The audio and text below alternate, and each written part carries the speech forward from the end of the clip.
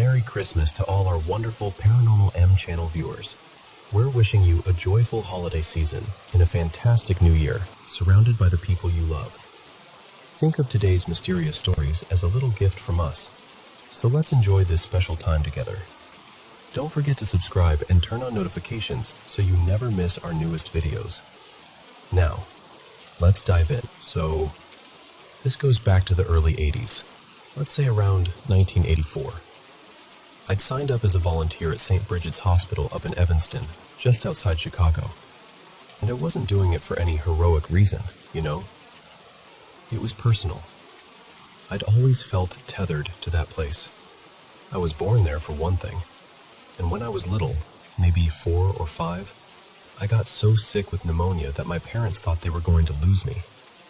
That hospital didn't just treat me, it saved me. So volunteering felt like the closest thing I could offer as a thank you, even if it was decades late. Of course, volunteers don't get a paycheck, but there were these small, oddly sweet perks, like they'd feed us on the evenings we worked. Not gourmet, but warm food, a tray, a little moment to sit down. And honestly, the best payment was the people. There was one woman in particular, Marlene, who ran the front desk like she owned the building. Late 40s, maybe early 50s, sharp lipstick, sharper tongue, and a laugh that could fill the whole lobby. She told stories the way some people breathe. Her kids, her grandkids, her first job, her disastrous blind dates. And every once in a while she'd drop something wild, like her time at a strict girls' boarding school in the 50s, the kind people politely called corrective.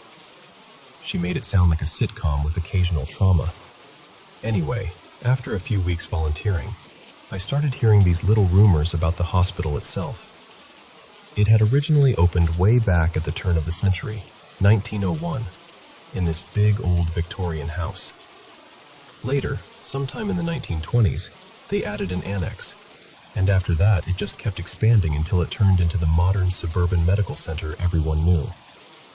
Some people swore parts of the original structures still existed inside the maze. Sealed off corners, old staircases, maybe even leftover hallways. Other people rolled their eyes and said, "No, they remodeled everything. It's all gone." I didn't know who to believe. But I'll tell you this. One night, I found out the hard way that something was still there. My volunteer shift was always the same. I'd get there around 5 p.m., do little tasks, deliver flowers, help Marlene with visitor passes, point lost families toward elevators. Then dinner around 7:30, then filing or errands until about 10, and I'd head home feeling useful and a little tired. That particular night, around 9:15, Marlene handed me a patient chart in one of those thick paper folders. This was before everything went digital, and she said, "Take this up to the nursing supervisor on the upper floors." I asked where exactly, and she gave me directions the way people give directions when they assume you magically know the building. "Go up, take the hall, turn, then you'll see it." I'd never been to that section before, so I head off, trying to act confident, and within minutes I'm not confident at all. Corridors start looking identical. Signs point to units I don't recognize. One hallway dead ends into a quiet set of doors that feel like staff only, so I backtrack. Another corridor bends and bends and bends like it's deliberately trying to mess with me. After a few minutes of wandering, my stomach starts doing that anxious dip like, great. I'm lost in a hospital with someone's paperwork, and I'm about to be that volunteer. So I decide I'm going to reset. Start over, find something familiar, and I hurry through a random door, thinking it'll take me back toward the main flow of the building. And the second I step through, it's like I walked into a different decade, and there was this stillness. Not quiet in a normal way, more like the air itself wasn't expecting anyone to be there. On the left, I could see a staircase going down with an ornate iron handrail. Decorative, almost elegant, and there was an old water fountain set into the wall like a little shrine. The kind with a rounded basin and a metal spout that looked like it belonged in a museum. What really got me, though, was what wasn't there. No bright safety signage, no exit arrows, no direction boards, no big modern warnings. Nothing. Just that soft, tired light and a corridor that felt preserved. I remember thinking, actually whispering it to myself, like an idiot. So it does exist. And then, because I suddenly remembered I was carrying a chart like a responsible person, I snapped out of it and told myself, okay, cool, spooky hallway, love that for you. Now go deliver the folder before someone calls the front desk and Marlene roasts you alive. So I start walking toward the door at the far end of the corridor, the one with a thin slice of light leaking around it. And halfway down, right around where that old fountain was, I stopped. Not because I chose to, because I couldn't go any farther. It was the strangest feeling. There was nothing in front of me.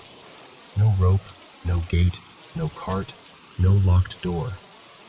But when I tried to step forward, it was like my body met resistance, like pushing into a sheet of thick glass, invisible, firm, and completely unmoving. I actually lifted my hands and patted the air like I was trying to find the edge of something. Nothing to see, plenty to feel. My first thought was, am I having a panic attack? My second thought was, is there some kind of plastic barrier I can't see? And then, this is where it gets weird. My brain jumped to a memory from high school. I had this friend back then who loved sci-fi as much as I did. We'd talked about time travel theories, books, movies, all of it. I specifically remembered a conversation about a novel, something like Time and Again, and my friend saying, if you really went back, you wouldn't be able to interact. You'd be blocked from changing anything. You'd just watch. Like a movie you're inside but can't touch. Standing there in that dim corridor, palms pressing into nothing. That memory came back so vividly it made my skin prickle. And I thought, very calmly for someone who absolutely was not calm, what if I didn't just find an old hallway? What if I found an old hallway in its own time? I started imagining, without seeing them, doctors in white coats moving past me, nurses with starched uniforms, footsteps and murmured voices happening just beyond my reach. Patients who would now be long gone. People living ordinary moments in a year that wasn't mine. And then the fear arrived, full-bodied. Because I realized something. If this was some kind of slip, some kind of pocket, some kind of wrong doorway, then maybe the only way out was through. So I leaned into the invisible barrier. Hard. Not a shove, not a tap. I mean, I put my shoulder into it like I was trying to push open a stuck door. The light at the far end of the hallway became my target, the way you pick a point when you're trying not to panic. For a while, nothing happened. It didn't budge.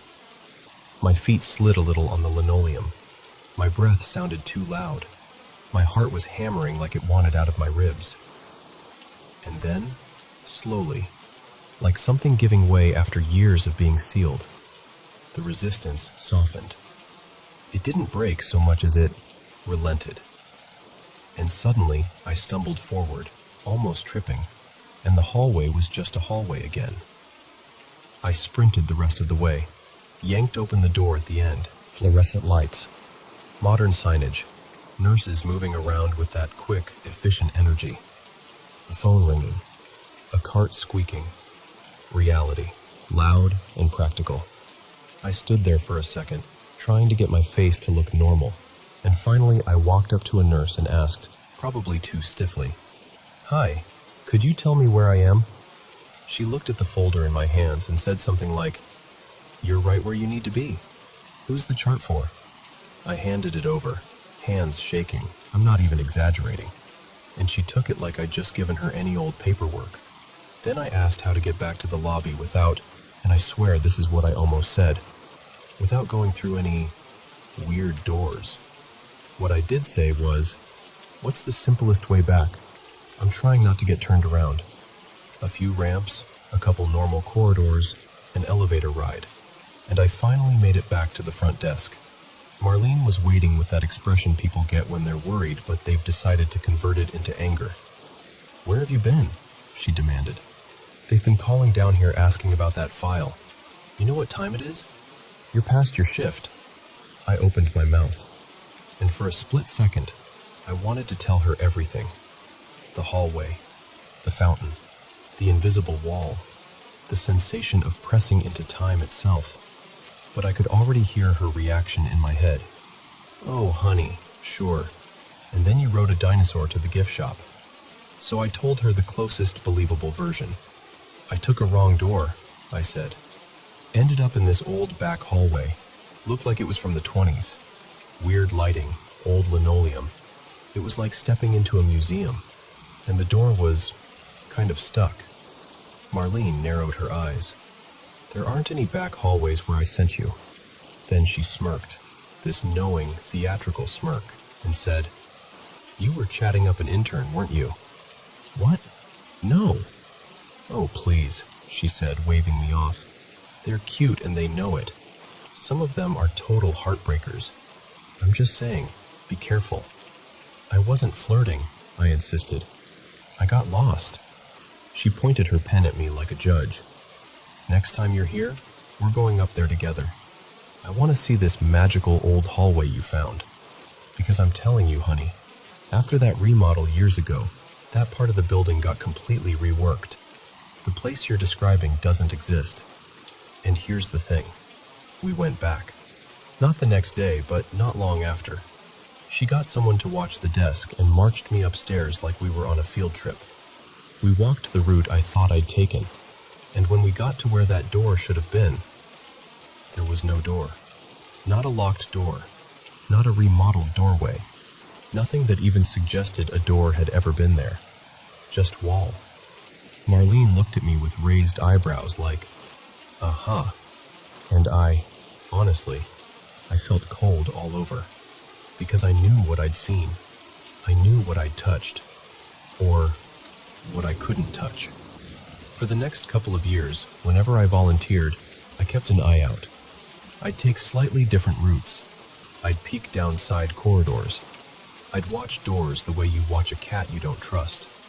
I never found it again.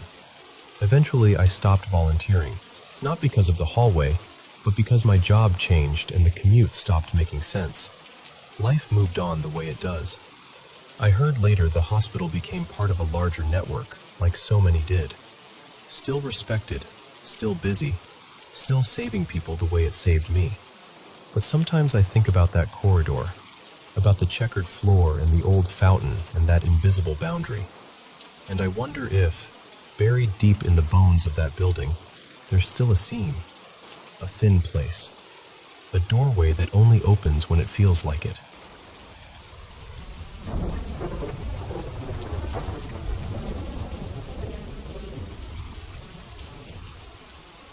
Hey, so I heard this story online a while back, and it's one of those that just sticks to you.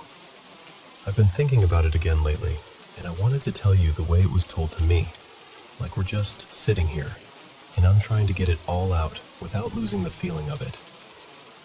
So, this took place in Thailand, maybe 8 or 9 years ago, something like that. There was this tutor, a woman everyone called Teacher Nuon. She was the kind of teacher who didn't just teach, you know? She poured herself into her students. Like a lot of tutors there, she ran extra classes after school and on weekends. She even converted the downstairs of her house into little classrooms. Whiteboards, plastic chairs, stacks of worksheets, the whole thing. As her tutoring got more popular, she started getting overloaded, so she brought in a close friend to help, Teacher Molly. Nuon handled the middle school kids, and Molly handled the older ones, juniors and seniors prepping for those brutal exams. And their schedule was intense. Some weekends the older students would actually sleep over, Friday night through Sunday, because it was easier than commuting back and forth, and because the grind never really stopped. Anyway, one summer break, they were running lessons like normal. But Nuon noticed something a little odd. Molly's class was way smaller than usual. Only 4 students showed up that day. Molly didn't seem bothered. There'd been a lot of school activities that week. Field trips, workshops, random programs. So it made sense some kids would miss tutoring. Everything felt normal until Nuon's phone buzzed. A message from a friend who worked at another school. "Did you hear a school bus from your area crashed?" Nuon's stomach dropped. She called her friend right away, and her friend said the bus number belonged to the same grade and even the same class section as the students currently in Molly's room. And that's the moment where Nuon's brain did that horrible thing where it tries to solve the impossible question. If that bus crashed, then who is Molly teaching right now? Nuon went downstairs and asked the housekeeper, an older woman everyone respectfully called Auntie, how the kids arrived. Auntie just shrugged and said, "When I came down, they were already here." The front door wasn't usually locked during class hours. Students came in on their own all the time. Then, ding, another message. This time it was a photo of the wrecked bus, and it was clearly the one marked for that exact class. So now Nuon is standing there holding her phone like it's suddenly a weapon, thinking, who is in that room? She tried to keep it together. Her middle school class ended first, so she let them out early, and by around evening, their parents came and picked them up. But Molly's class, those 4 older students were supposed to sleep over. And Nuon couldn't imagine lying in bed knowing there were 4 students downstairs who might not even be alive. So she texted Molly, "Hey, can you stay upstairs with me tonight? I feel uneasy." Molly read it. No reply. Nuon couldn't stand it anymore, so she quietly walked down the hall and peeked into Molly's classroom. From the angle she had, she could see Molly's back at the whiteboard, teaching like everything was fine. But the 4 students, they slowly turned their heads and looked straight at Nuon. Not curious, not confused, just staring, like they already knew something she didn't.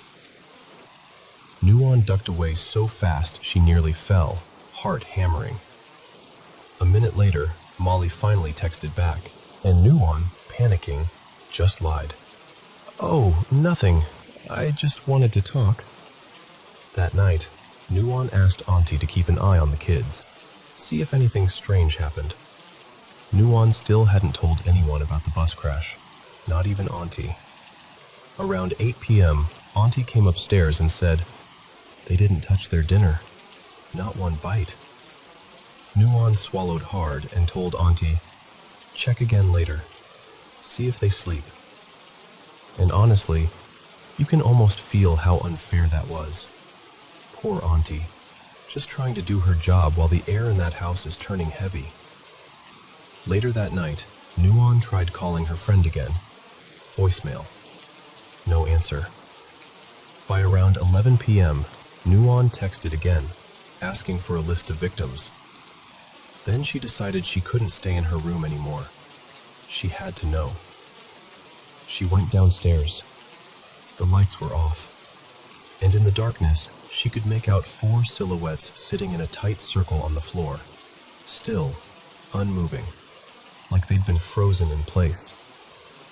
She backed away, until she bumped into Auntie in the hallway. Nuon, trembling, showed Auntie the photo of the crash. Auntie's face changed immediately, and she whispered, "No wonder. They've been acting strange all night. They haven't eaten. They've been sitting like that since around 9. They hurried back upstairs to Nuon's room. Nuon texted Molly again. "Are you awake?" No response. And then, someone knocked. Nuon thought, finally, Molly. She opened the door. It wasn't Molly. It was the 4 students. They rushed inside so fast, Nuon barely had time to breathe. One of them covered her mouth, not rough, but urgent, and whispered, "Please, don't scream." Then one of the students held up a sheet of paper. Written on it, "Don't make any noise. Teacher Molly is dead." Nuon's head spun. "What?" she mouthed. And then she did the only thing she could do. She started crying and shaking her head, whispering, "No, no, it's you. It's you four. I saw the bus." She showed them the photo, and the students stared at it, and then shook their heads. Yes, it was their bus number, they said, but that bus had been used earlier in the week. The sticker must have been left on by mistake. The bus that crashed wasn't carrying students.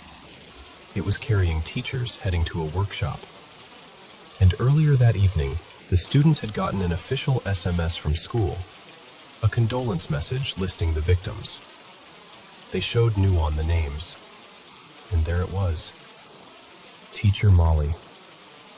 So Nuon's friend had misunderstood, thought it was a student bus, but it wasn't, which meant the 4 students were alive. And the question changed into something even worse. Then who is in the room next door, teaching like nothing happened? At that point, Nuon's room was packed. Nuon, Auntie, and the 4 students. 6 people breathing the same scared air. Nuon's unread message to Molly was still sitting there on her phone. And then, knock knock. A voice outside, calm and familiar. "Teacher Nuon, are you in your room? I just saw your text." It was Molly's voice. Nuon's blood ran cold. She forced herself to answer, trying to sound normal. "Sorry, I'm already in bed." And Molly, like it was any ordinary night, just said, "Oh, okay," and walked away. The students were shaking. Nuon whispered, "Are you sure? Are you sure she died?" One of the students nodded and whispered back, "We saw her teaching like normal, but she didn't have legs. They said it looked like her body was floating, like the lower half wasn't there the way it should be. And when Nuon peeked in earlier, they'd stared at her because they thought she also knew. They'd gotten the SMS during class, and suddenly everything about Molly didn't make sense. That's why they hadn't eaten. That's why they'd huddled together afterward. They were trying to survive what their eyes were telling them. Then they heard Molly's voice again in the hallway. "Teacher Nuon, are the kids in your room?" And then, softer, "Kids? Auntie? Where is everyone?" Nuon glanced at the clock. Around 1 a.m. Nuon swallowed and answered, I think their parents came to get them." Molly paused. "But their shoes are still outside." And that detail, God, because it means she cared enough to check, even like that. Auntie took a deep breath and said, "I'll go talk to her." Auntie had known Molly for years. She couldn't accept it. She kept saying, "Teacher Molly wouldn't scare me." So Auntie went downstairs. 10 minutes passed, then 15, then 20. And then Molly's voice floated up the stairs again, almost cheerful. "Teacher Nuon, come check on Auntie. She fainted. Should we take her to the hospital?" The students looked at Nuon like, "Please don't go," but someone has to. So Nuon walked down, bracing herself. She didn't see Molly at first. She saw Auntie lying on the floor. Nuon rushed to her, shaking her gently, greeting her name. Auntie stirred, eyes wide, and clutched Nuon's arm. And Auntie gasped, "How could I not faint? Her body, Teacher Molly's body, it's twisted, broken, wrong." Then Auntie pointed shakily toward the stairs. Nuon looked. And there she was, Molly, descending the stairs. Except her legs, both of them, were mangled. Bent in directions legs should never bend. One leg dragged like it wasn't properly attached, tapping the steps as she moved. Thud, thud, thud. And Molly smiled, like everything was normal. "Oh, Auntie is awake now. That's good," she said, warm as ever. Nuon forced herself to speak. "Yeah, I'm going to take Auntie back to bed. You should sleep too. You must be tired." Molly paused, then quietly turned and went back up the stairs. Nuon helped Auntie up, step by step, every nerve screaming. When Nuon reached her own door again, she saw Molly standing near it, looking puzzled, almost like a child. "I don't know why, but I can't open my door," Molly said softly. "Can you open it for me? I'm so sleepy." And Nuon, this is the part that always gets me. She wasn't even just terrified anymore. She felt pity. Like Molly truly didn't understand. So Nuon opened the door to Molly's room and let her in, and gently closed it behind her. Nuon went back to her room, and the students begged to know what happened, but Nuon whispered, "In the morning, I promise." Eventually, the kids fell asleep, pure exhaustion, bodies shutting down from fear. And finally, the night ended. At around 6 a.m., Nuon's friend came to the house, and with her were Molly's parents. Because in many Thai beliefs, when someone dies suddenly, especially violently, the spirit may not realize right away, and family members come quickly to call them home, to guide them. They went straight to Molly's room. It was empty. She wasn't there anymore. And Molly's name was among them. And I just remember the storyteller ending with something simple, something human, like, she was a teacher who worked so hard, right to the very end. And wherever she went after that night, they hoped she finally understood. And they hoped she went peacefully.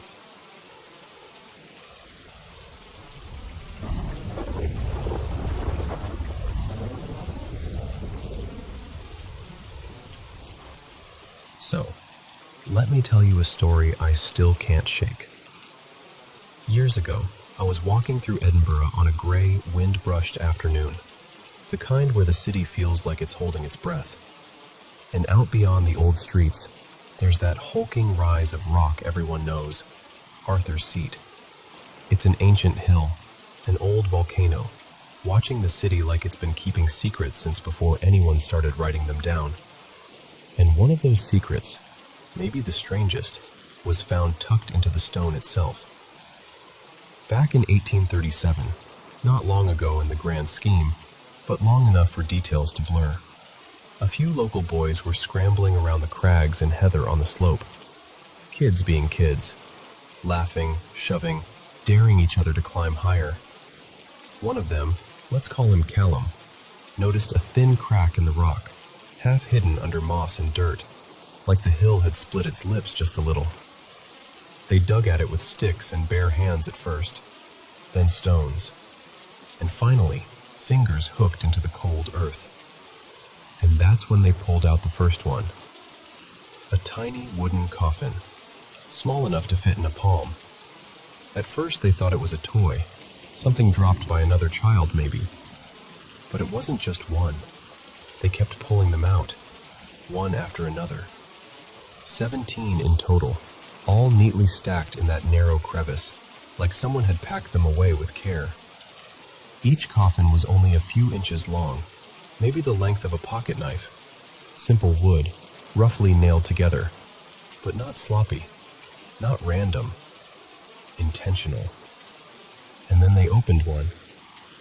Inside wasn't jewelry, not coins, not letters. Inside was a little figure, a hand-carved doll, stiff and pale with time, dressed in plain cloth clothing that looked like it had been cut from worn fabric. like scraps from a life that had already been used up. That's the part that makes your stomach drop, isn't it? Because suddenly it isn't a weird box. Suddenly it's a burial. And there were no names, no dates, no markings at all. Just 17 tiny coffins, each with its own silent occupant, hidden away on a lonely hillside far from any churchyard. So naturally, the city started talking. Some people said it had to be an old ritual, a folk practice, something left behind from the days when the hills were considered living places, full of spirits, warnings, protections. People whispered about binding bad luck into objects, burying symbols to keep something awful away, like sealing a curse in wood and cloth and pushing it into the earth where it couldn't follow you home. Others thought it was grief, private grief, the kind that doesn't get a headstone. Maybe someone lost children, maybe stillborn babies or infants taken by disease and couldn't afford a proper burial, or couldn't bear the shame that sometimes clung to loss back then. Maybe these tiny coffins were a way of saying, "You mattered. I'm sorry. I remember." But then there was the theory that made even the bravest folks lower their voices. Because Edinburgh has a dark chapter, one it tries not to show visitors too brightly.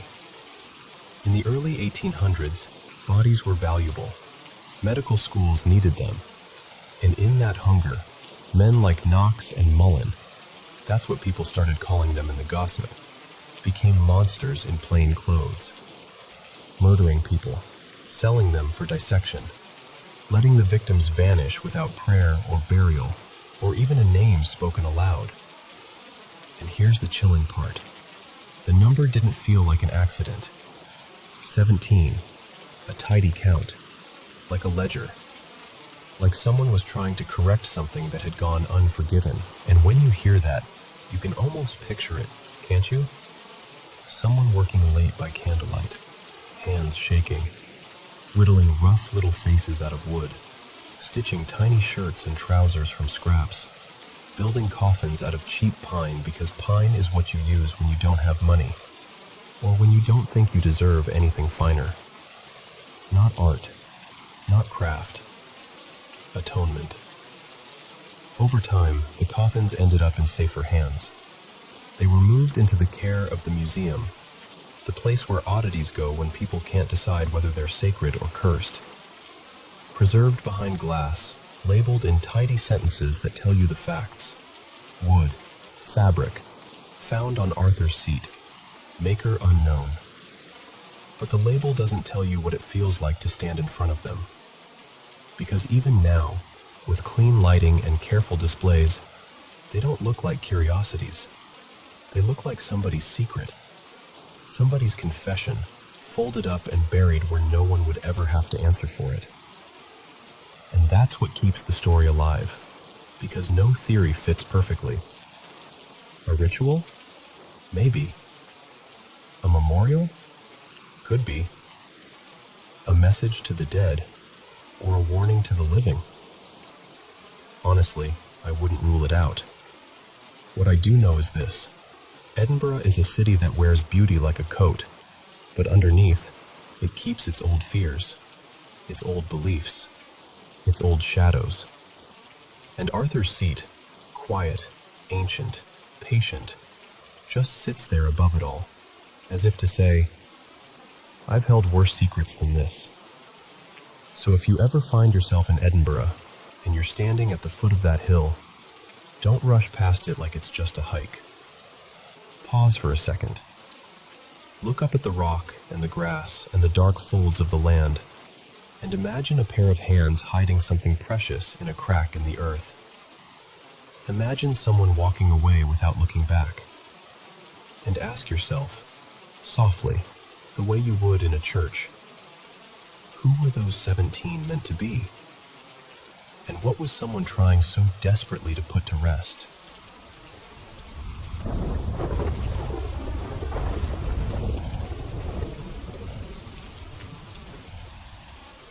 Hey, so I don't know how many of you were actually online in the late 90s, But the internet back then was a completely different animal.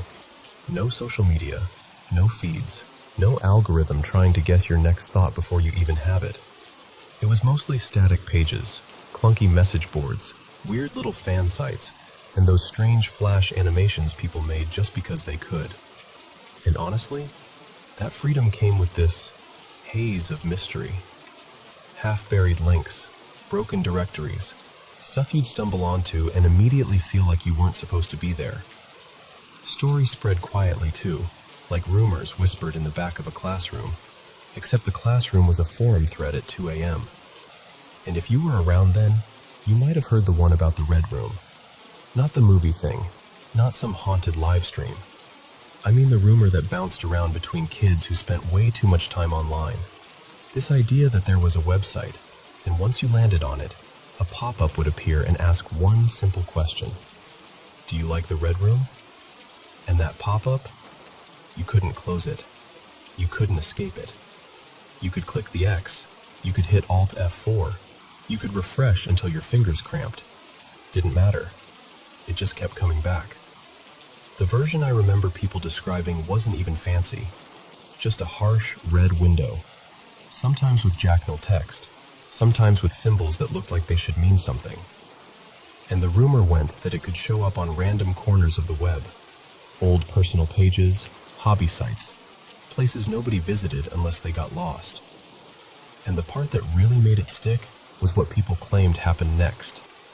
Supposedly, if you saw it, you'd be found in a red room the next day. Nobody ever explained what that meant exactly. They didn't need to. Your brain filled in the blanks for you, and whatever you imagined was always worse than anything someone could have written out. For years, I treated it like what it probably was, a classic online urban legend. The kind of thing that thrives in late-night chat rooms and message boards because it's scarier when nobody can prove it's real. But recently, I found myself thinking about it again. Let me back up.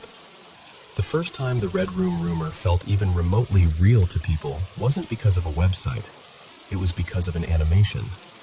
A flash piece made by someone going by the name Kuroda Nori, or something like that. Handles were always slippery back then. In the animation, there's this kid who hears the same rumor. He laughs it off. Then one night, while he's online, the pop-up appears. He tries closing it over and over, but instead of disappearing, the message changes. It gets longer. It gets more specific. It starts vague, like, do you like it? Then it becomes, do you like the Red Room? And then, the kid sees a list. Names. Like a roll call. And the implication is pretty clear. Those are the people who saw it before him. And right when you think the animation ends, it hits you with the nastiest trick. Your screen flashes a fake system error window that looks just real enough to make your stomach drop. Like the animation reached through the glass and touched your computer. It's hard to explain to people who grew up with polished apps and constant pop-ups. Back then, a flash animation that pretended your computer was breaking felt personal, like it knew where you were sitting. Now, here's where it stops being just folklore and turns into something heavier. In the early 2000s, there was a horrible incident in Japan. Different city than the one everyone always cites, but the same general story. A violent act involving kids, and afterward, the media dug through internet history and reported that one of them had bookmarked that Red Room animation because people love a simple explanation for something they can't emotionally process. They want a culprit, a cause, something they can point at and say, that's why. Was the animation responsible? No, almost certainly not. But the association was enough to turn the Red Room from a niche creepypasta into a national obsession for a while. First in Japan, and then echoed everywhere else through translation threads and horror forums. Years later, when another unsettling incident happened and people noticed similar online references, it surged again, like a half-dead thing twitching back to life. Again, no real proof, no direct line, but the timing made people uneasy, and the idea of a digital curse grew teeth. By the 2010s, most people wrote it off as a relic, a creepy flash short from the old internet. Something you watch once, laugh about, and move on from. And then Flash died. Around 2020, it was basically over. No more easy playing old animations in a browser. You'd think that would have buried the whole story for good. Except, it didn't end. It shifted. People started describing weird little moments on modern devices. Nothing exactly like the original, but close enough to make your skin prickle. A screen flicker that turns crimson for a blink. A notification in Japanese that vanishes before you can react. A tiny window appearing in the corner and disappearing like it never happened. Too fast for a screenshot, too quick for proof. And sure, that could be anything. Glitches happen. Background apps misfire. Your brain is a pattern machine, and it's desperate to connect dots when you're already thinking about something creepy. But it still bothered me, because it felt like the story had learned how to survive. Like it didn't need Flash anymore. It just needed the idea. And before you ask, no, I'm not saying I saw some original cursed sight. I'm not even saying I believe in supernatural code lurking in old animations. But 2 weeks ago, something happened that I can't quite file away.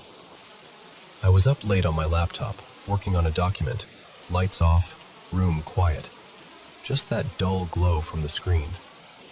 And for a split second, barely a heartbeat, I saw a small red window pop up in the lower corner.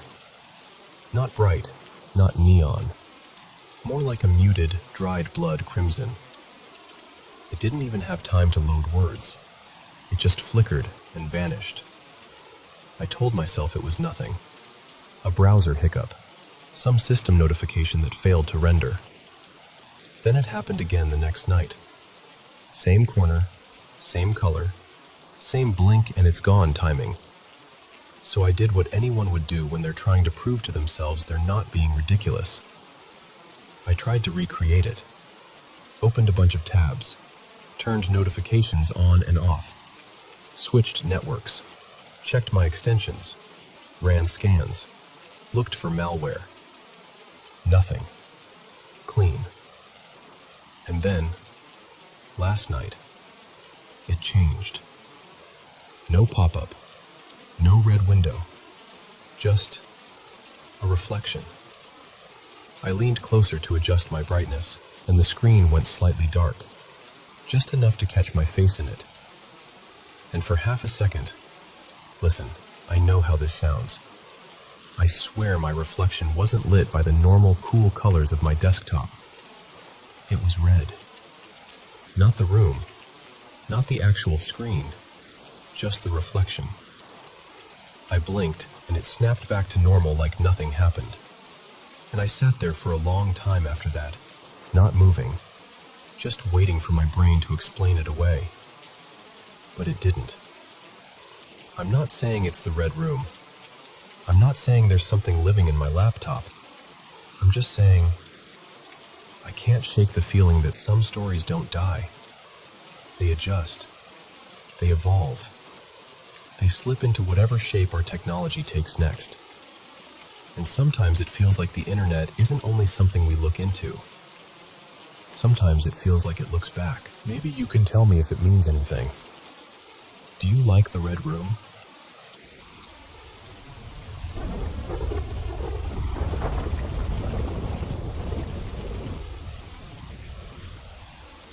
So, most people think an elevator is just a metal box. You step in, press a button, stare at the numbers, and a few seconds later, ding, you're where you meant to be. But there's this story from Japan that treats elevators like something else entirely. Like a doorway. A ritual hidden inside something so normal you'd never think to be afraid of it. They call it the isekai elevator.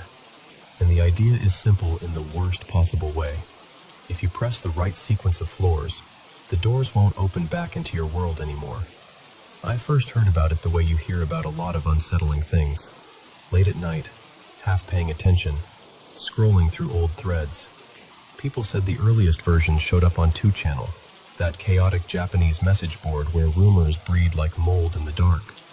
At first, it sounded like another chain post, the kind you read, get a chill, and forget by morning. But this one didn't fade out. It grew.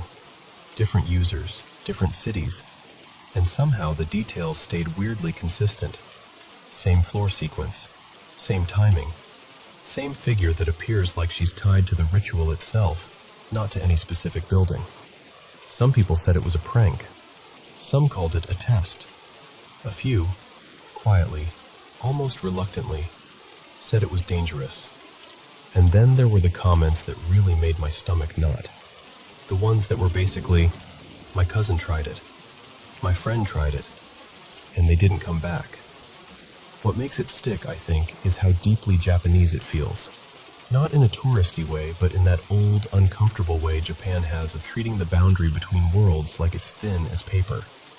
There are stories there about spirit realms sitting right beside ours. Not far away. Not up in the sky, just adjacent. Separated by the right bridge, the right tunnel, the right forest path at the wrong hour. So in older times, maybe you crossed over through a shrine gate or a red bridge. But the story goes, modern life replaced shrines with office buildings, and replaced sacred rituals with elevator buttons. And honestly, an elevator is the perfect place to hide a myth. You're not on one floor or the other. You're suspended between places, between destinations. That weird little pause where you're nowhere for a moment. That's where stories like this love to live. Here's how the ritual is supposed to work. You find a building with at least 10 floors. Not 9, not 8, 10 or more. You go in alone. And I mean alone. No other passengers, no friendly security guards stepping in last second, no one peeking around the corner.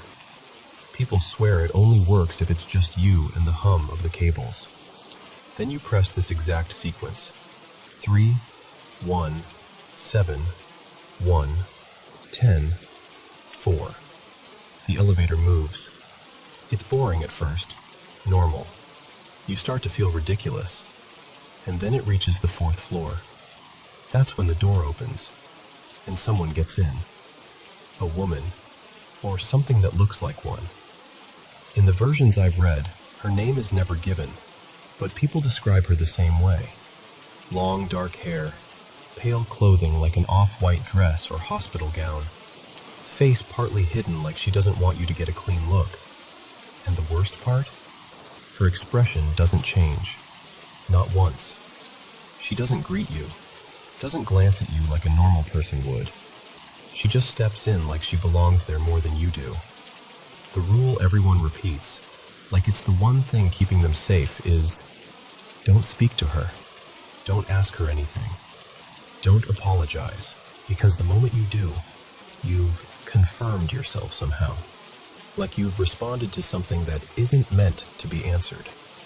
After she enters, the elevator is supposed to start moving on its own, rising without you pressing anything else, up to the 10th floor. And when the doors open there, you're not where you should be. People can't quite agree on what the other side looks like, but the descriptions overlap in this eerie, familiar way. They talk about a sky that's wrong, washed out red or gray like dirty fog. They talk about buildings that feel unfinished, flat walls, no signs, no windows, like someone built a city as a replica and forgot to add the details that make it human. The streets are empty, not quiet, empty, like everything has been cleaned and bleached and sealed. And there's this silence people mention that hits me harder than anything else. Not peaceful silence. The kind that makes you feel like sound is being swallowed. Like the world itself is holding its breath. A lot of people say the first thing you notice is the feeling of being watched. Not from one direction, but from everywhere. Like the air has eyes. And if you step out, you can walk, technically. But everyone warns you.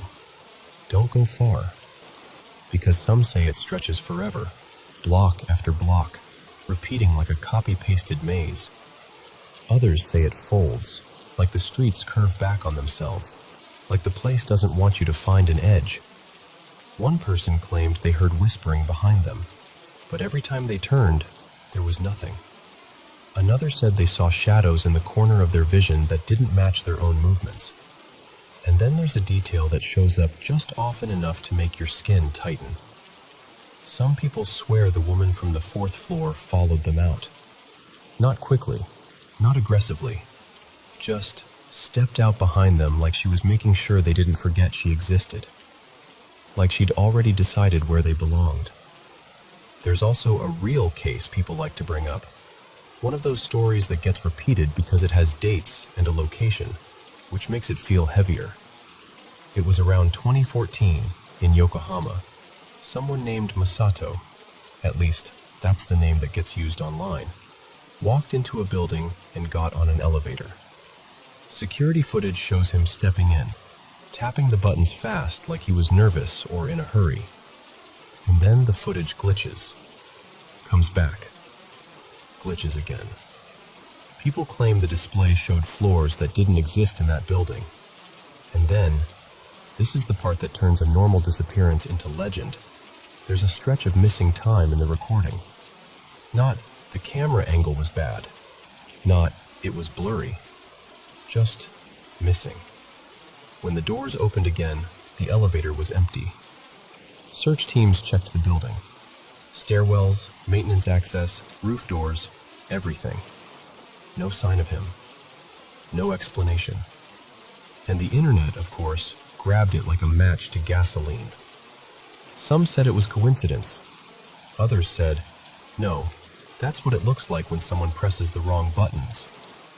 And even if you don't believe any of it, like even if you roll your eyes and tell yourself it's just a good creepypasta, it still clings to you. Because the fear underneath it is real.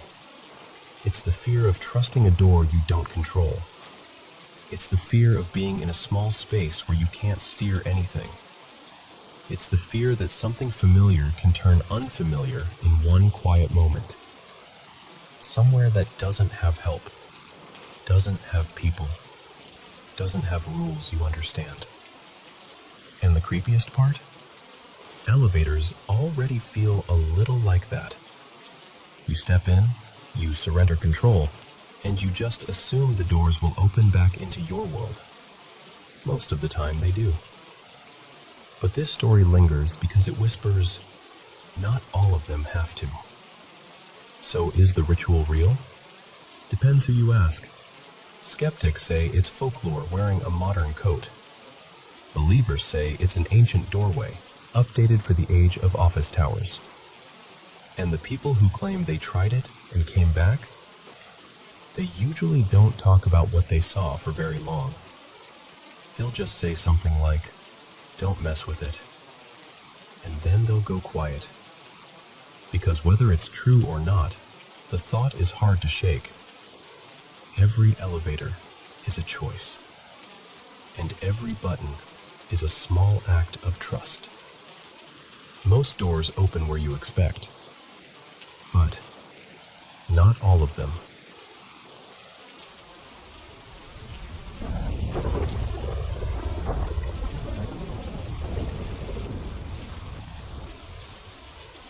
I've heard a lot of scary stories over the years, but there's one Japanese urban legend that's always gotten under my skin. Not because it's the most violent or the most supernatural, but because it sits right on the edge of plausible. Like something that could have started as one strange encounter and then spread like wildfire. It isn't about haunted temples or cursed videotapes. No ancient rites, no dusty scrolls. This one supposedly walked right through ordinary streets in the late 70s, after school, near crosswalks, outside little corner shops, while kids were still wearing their Rondoseru backpacks and parents were making dinner. People call her different things depending on who's telling it, but the name I first heard was Mika no Mask, the woman in the mask. Later, the name that stuck, the one everyone seems to know, is the slit-mouthed woman. And honestly, what makes her terrifying isn't what she does, It's what she asks. So, the version I was told begins in the summer of 1978, in a quieter town outside Nagoya. Not some remote village, just a place with schools, bus stops, alleys between houses, the kind of streets where kids walk home in noisy groups. One evening, a handful of elementary school kids claimed they saw a tall woman standing near a pedestrian bridge. She wore a pale coat even though it was humid, the kind of sticky heat that makes your shirt cling to your back. And on her face, this is the detail everyone repeats. She wore an unusually large mask. Not a normal little cloth one, not the kind you'd see on someone with a cold. This thing looked too big, too stiff, like it swallowed half her face. Back then, seeing a young woman in a mask wasn't normal. It drew attention immediately. So the kids stared. And that's when she stepped closer. They said she didn't move like a hurried adult. She moved gently, almost politely, like a teacher calling you over without wanting to scare you. Then she leaned down to their height and spoke in a soft voice, the way someone might speak to a child who's upset. Watashi kirei? Am I pretty? Now imagine being 8 years old and hearing a stranger ask you that. Your brain starts doing that quick math. Is this a trick?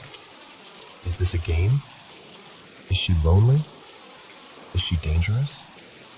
Most kids in the stories said yes, because that's what you do when you're a kid and an adult asks you something strange. You try to answer correctly, and she would pause, like she was savoring it. Then, slowly, she would hook a finger under the edge of that oversized mask and pull it down. And underneath, there it was. A cut stretching from the corner of her mouth, torn wide toward her ear, like someone had tried to turn a smile into something permanent and wrong. The kids described it differently, but the shape was always the same. Too long, too deep, too deliberate. And then she'd ask again, Kore demo, kirei? Even like this, am I still pretty? That's the moment the legend becomes a trap, because no answer feels safe. If you say no, she gets angry. If you hesitate, she gets angry. If you scream, she gets angry. And if you say yes, well, some versions say she takes that as permission. The old neighborhood rumor, this part always sounds like adults trying to scare kids into behaving, was that she'd pull something sharp from her sleeve. Not always described as the same thing. Sometimes scissors, sometimes a craft knife, sometimes just something shiny. And then she would follow you. Not running at first. Not like a movie monster. People swear that's why the panic got so big. It wasn't just kids telling a spooky story. It was kids coming home pale and shaking and saying, "A woman stopped me and asked me if she was pretty." And suddenly parents didn't want their children walking alone. Some schools, this is one of my favorite details because it feels so real, started sending groups home together, like little escorted clusters. Teachers standing at the gates longer, neighborhood adults watching intersections. It turned into this community-wide vigilance, like everyone was waiting for her to show up again. And here's what's creepy. The description stayed consistent. Usually with ghost stories, the details blur. One town says she's old, another says she's young. One says red dress, another says white. But with her, people kept saying the same thing. A young woman, 20s, maybe early 30s, long dark hair, a pale coat that didn't match the season, and that mask, always too big. Some people even said she was beautiful above the mask. Clear skin, elegant eyes, the kind of beauty that makes you understand why the question mattered to her. But then there's another detail that always made me uneasy because it's so specific. They said she smelled strongly of hair product, like cheap pomade. That old-fashioned, oily, sweet smell. And kids started passing around advice like it was playground survival wisdom. If you shout wax 3 times, she hates it. Or in another version, say camphor, and she backs away. And then there was the candy trick. Someone decided, some kid, some older sibling, who knows, that if you offered her a sticky sugar candy, like those amber-colored ones from festivals, she would freeze for a moment, distracted, just long enough to slip away. Isn't that strange? A spirit with a sweet tooth. A monster who recoils from a specific scent. Those details make her feel less like a demon and more like a person with fixations. Like the legend accidentally captured the habits of someone real. And that leads into the origin story, the one people repeat because it sounds the most grounded. They say she was obsessed with her face. Not in a vain cartoon way, more like she believed beauty was her safety, her value, her identity. She saved money for a cosmetic procedure. This was the era when those surgeries felt new and risky and whispered about. And during the operation, something went wrong. In this version, the doctor had strong pomade in his hair. The smell filled the room. She inhaled sharply, maybe a sneeze, maybe panic. His hand jerked, and the scalpel slipped, cutting from the corner of her mouth upward, ruining the one thing she thought made her untouchable. The story says she snapped, that she attacked the doctor, that she fled, that she couldn't stand mirrors anymore, couldn't stand her own reflection, and couldn't stand the idea of anyone seeing her and deciding she wasn't worth looking at. So she started asking strangers the same question, again and again, like she was trying to patch something broken inside her with a stranger's answer. Am I pretty? And that, to me, is the real horror. Because beneath the gore and the chase and the playground rules, her question feels painfully human. It isn't really about beauty. It's about validation. It's about fear. It's about the desperation to be seen as acceptable, even after something awful changes you. And what's unsettling is, people say she never really left. Even decades later, there are modern sightings. Different cities, different streets, but the same eerie notes. Someone else says they heard a muffled voice behind them at night. Gentle, almost shy. Hey, am I pretty? And when they turned, she wasn't close. She was farther back than she should have been, like she'd already drifted away, but was still watching. And after masks became normal in the world, the legend got worse in a new way, because now she could blend in. People online started writing things like, I saw someone at the station with a mask that was too big. Her hair moved even though there was no wind. She turned her head too slowly, like she was waiting for me to notice. And the creepiest modern twist is that she doesn't always chase anymore. Sometimes she just stands there. Sometimes she watches you walk away. Sometimes she smiles under the mask, like she already knows what you're thinking. Because the truth is, her question doesn't have a correct answer. Not really. If you say yes, you're lying. If you say no, you're cruel. If you hesitate, you're honest. And honesty is the thing that gets you punished. So when I think about her, I don't think about the slit mouth first. I think about walking alone at dusk, passing someone who looks normal, until you realize their mask is a little too large. And right as you convince yourself you're being ridiculous, you hear a soft voice behind you. Watashi, kire? And you realize the fear isn't that she's a monster. It's that she's asking you to look at something you don't want to see, and respond like you mean it.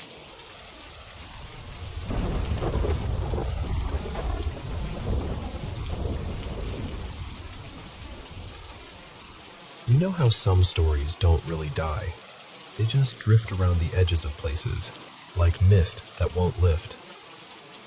That's what this one feels like. It's one of those old coastal legends people swear they heard from a grandfather, or a neighbor's aunt, or someone who wouldn't lie about a thing like that. And whether it happened exactly as told or not, it still leaves a chill behind. So picture the western coast of Scotland, hard rock, wind that tastes like salt, and waves that never really rest. Not far from a jut of cliff the locals called Grey Cap Point, there was a sea cave that didn't behave like most places. At high tide, it vanished completely. No entrance, no hint it was even there. But when the water pulled back, the cave would open up like a dark mouth, and the air around it always seemed colder, like it was keeping a secret. The old tale says a family slipped into that cave sometime in the 1500s. People didn't know their real name, not at first. They eventually became known as the Kerr clan, or, in the way legends like to give you a nickname you can't shake, the Tide Cave Kin. At the center of it all was a man named Malcolm Sandy Kerr. The story paints him as someone who couldn't stand ordinary life. Fields, chores, neighbors, rules. And he ran off with a woman named Moira Lorne, who had a reputation that followed her like a shadow. Folks whispered she could turn luck sour just by walking into a room. Maybe that was superstition. Maybe it was fear looking for a face. Either way, the two of them left their villages behind and headed for the coast, where the cave waited like it had been expecting them. Now, here's where the legend gets darker. Not in a flashy way, but in that slow, creeping way. Because the cave didn't just hide them, it separated them. Years passed, and the family grew. Children, then grandchildren, until the clan became a whole little world sealed off from everyone else. No trade, no friends, no help.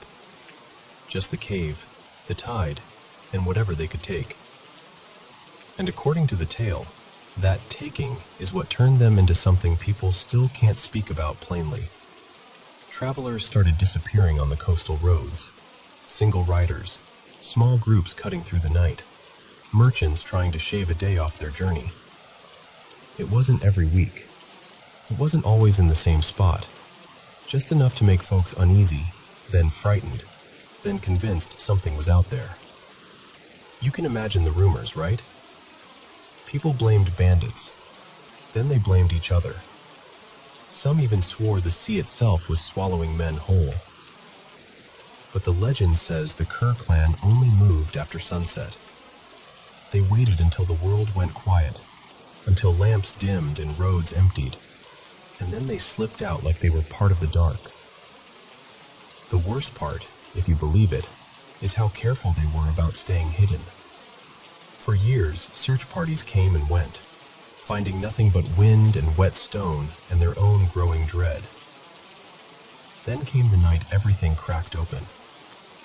A couple was riding home after a long day at market. Nothing heroic, nothing dramatic, just two tired people wanting their own hearth and bed. The attack was sudden.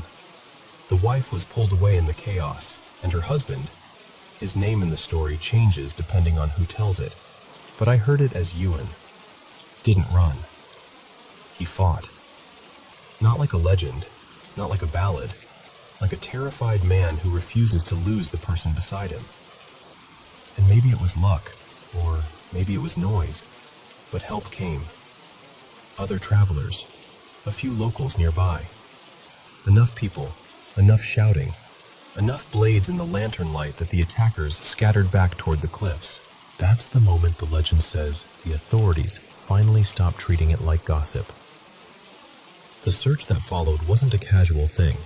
It was the kind of hunt a kingdom launches when fear has spread too far to ignore.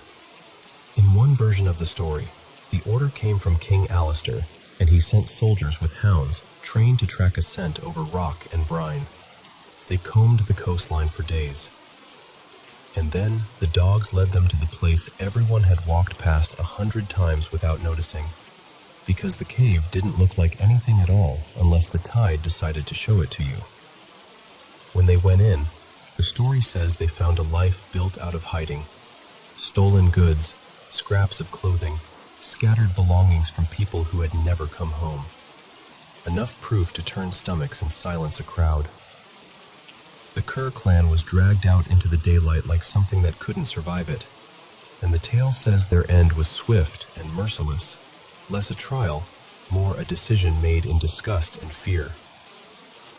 And Sandy Kerr, the man who started it, supposedly left the world with a sentence that people still repeat when they want to make a fire crackle a little louder. You can't hang a shadow. Now listen, whether any of that happened exactly that way is still argued. Some say it was invented to paint the Scots as monsters during a time when politics loved a good horror story. Others say it's rooted in something real, something buried under retellings and exaggerations. But here's the thing, even if it's a myth that clings to that coastline, because the cave is real, the tides are real, and people have always been frightened by places that can vanish and reappear, like the land itself is blinking. So when you're standing near the water on a gray evening, and you hear the waves pulling back, and you see a black opening appear in the rock where there wasn't one before, it's hard not to feel your imagination lean in and whisper, what if?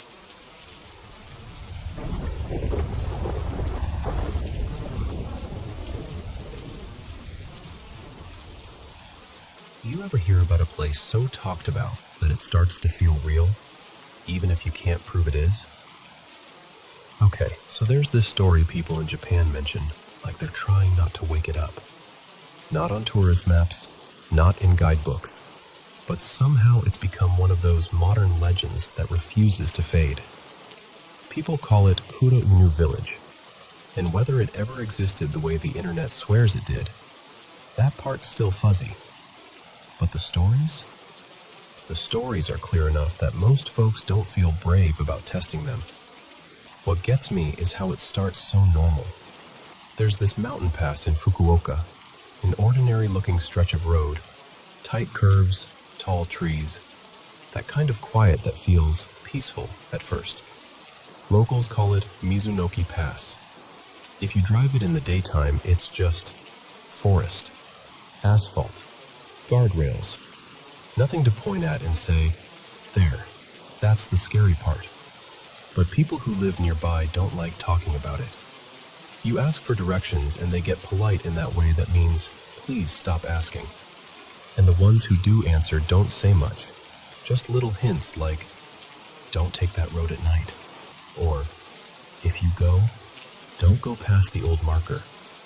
And then they'll change the subject so fast you feel silly for bringing it up. Travelers describe this weird shift, like the air thickens when you cross a certain bend, like you've stepped into the edge of someone else's private world. The kind of feeling where you turn the radio down without realizing you did it, because suddenly it seems too loud. But the real centerpiece of the legend isn't the road. It's a tunnel. An old, narrow tunnel tucked into the mountain. Locals call it Haguro Tunnel. It was built way back, early-era construction, carved through rock like someone forced a passage through the mountain with stubborn hands in time. Years later, they built a newer tunnel nearby, wider, safer, brighter. So this one got abandoned. And normally, that would have been the end of it, right? Except abandoned places don't stay empty. Not when people get curious. It started pulling in the wrong kind of visitors. Late-night drivers, thrill seekers, kids daring each other to step inside with cheap flashlights and shaky laughter. And that's when the rumors really started. People said they heard talking in there. Not echoes, actual voices, like someone was just around the bend.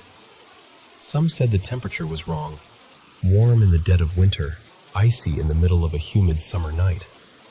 Others swore they saw tiny lights flickering deeper inside, like someone was signaling, or watching. And then, this part always turns the story heavier. There was an incident. Not some vague, a man disappeared thing. An actual case people still bring up in whispers.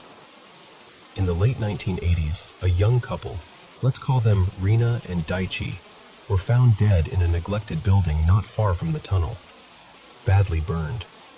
So badly that identifying them took time. It wasn't some neat horror movie scene either. It was messy and real and awful. The strangest detail people repeat is what investigators supposedly found around the site. Marks, symbols, scraped into dirt and ash. Not anything anyone could easily match to a gang sign or a local religious practice. Just wrong-looking scratches, like someone tried to write a language that didn't belong there. The case never got a clean ending. No satisfying answer, just a file that went cold. After that, the tunnel was sealed. Concrete blocks, barriers, the kind that says, "This is not for you." And you'd think that would calm things down, but it didn't. Because when someone seals a place like that, people don't think safety. They think cover-up, something like a hidden village. And this is where the internet takes the wheel. In the early 2000s, an anonymous poster on a Japanese message board wrote this long, breathless account claiming they'd gone beyond the tunnel, past where the road is barely a road anymore, and found a village tucked deep in the mountains. They said there was a wooden sign at the entrance, old, weathered, like it had been there a long time. And it read something like, "Beyond this point, the law does not reach." No protection, no rules, no help if something goes wrong. That single detail, more than ghosts, more than curses, lit people up. Because it's not just scary, it's personal. It implies there's a place where nobody has to answer for what they do to you. The post spread, then more posts appeared. Some probably copycats, sure. Some maybe people stacking lies on top of lies. But over time, the details started lining up in this eerie, consistent way. People who entered didn't come back. Phones lost signal the closer you got. There was supposedly an abandoned car, a pale sedan, half off the road, banged up, stained, like it had been dragged through something it couldn't survive. Someone claimed there was a lonely public phone near the sealed tunnel that rang at exactly 2:13 a.m. And if you picked it up, the voice on the other end didn't say, "Hello." It said your name. And the most unsettling part, the part that made the legend stick, was this. If you were chased out there, it wasn't by spirits. It was by the villagers. Living people, breathing, fast, angry. Because ghosts, people tell themselves, have rules, patterns, limits. But people? People don't need permission to be cruel. That idea, the danger is human, is what turned Koroinu Village into something people couldn't stop thinking about. Now here's the twist, and I swear it's almost too perfect. There actually was a real village connected to this whole area. Not the lawless nightmare from the posts, but a normal community with families and routines and ordinary problems. Let's call it Inunaki Valley Hamlet. And in the 1990s, when a dam project expanded, that village was relocated. The land was flooded to create a reservoir. Homes, roads, everything, gone underwater. The residents moved away, like people do when development decides your hottestchens is in the way. So the place vanished, physically. And the timing was exactly what an urban legend needs. A sealed tunnel. A real village that disappeared. A horrible unsolved crime nearby. A viral internet story tying it together. And the mountains, those quiet, staring mountains, holding all of it like a closed fist. People started connecting dots that were never meant to touch. But that's what fear does. It builds bridges out of coincidence. Over the years, the legend evolved. It stopped being just a creepy place and became this symbol of isolation, secrecy, and what humans might become when they cut themselves off from everything else. Movies hinted at it. Horror games borrowed its bones. YouTubers went searching with shaky cameras and overconfident voices that got quieter the deeper they went. Some explorers claimed they found paths that didn't feel right, like the woods were guiding them in circles. And one of the strangest details, my favorite, even though it gives me chills, is what a few people said about the reservoir near the dam. They claimed that late at night, if you stand near the water and listen, you can hear something muffled coming up from below. Not voices, dogs, faint barking, like it's trapped under the surface. And the wild thing is, even after people debunk parts of it, after someone points out timelines don't perfectly match, after someone says, that sign was probably fake, the legend still doesn't die, because it's not really about one tunnel or one village. It's about a fear that's older than any forum post. The fear of stepping somewhere the rules stop applying. Not haunted by ghosts, but haunted by what people might do when they think nobody can stop them. And even now, if you ask locals around that area, a lot of them just shake their heads and tell you, real simple, don't go. They don't explain. They don't have to. Because sometimes, the scariest stories aren't the ones with perfect proof. They're the ones that stay half out of reach, stitched together from whispers, bad memories, coincidence, and silence, leaving your imagination to fill in the parts you wish you didn't see.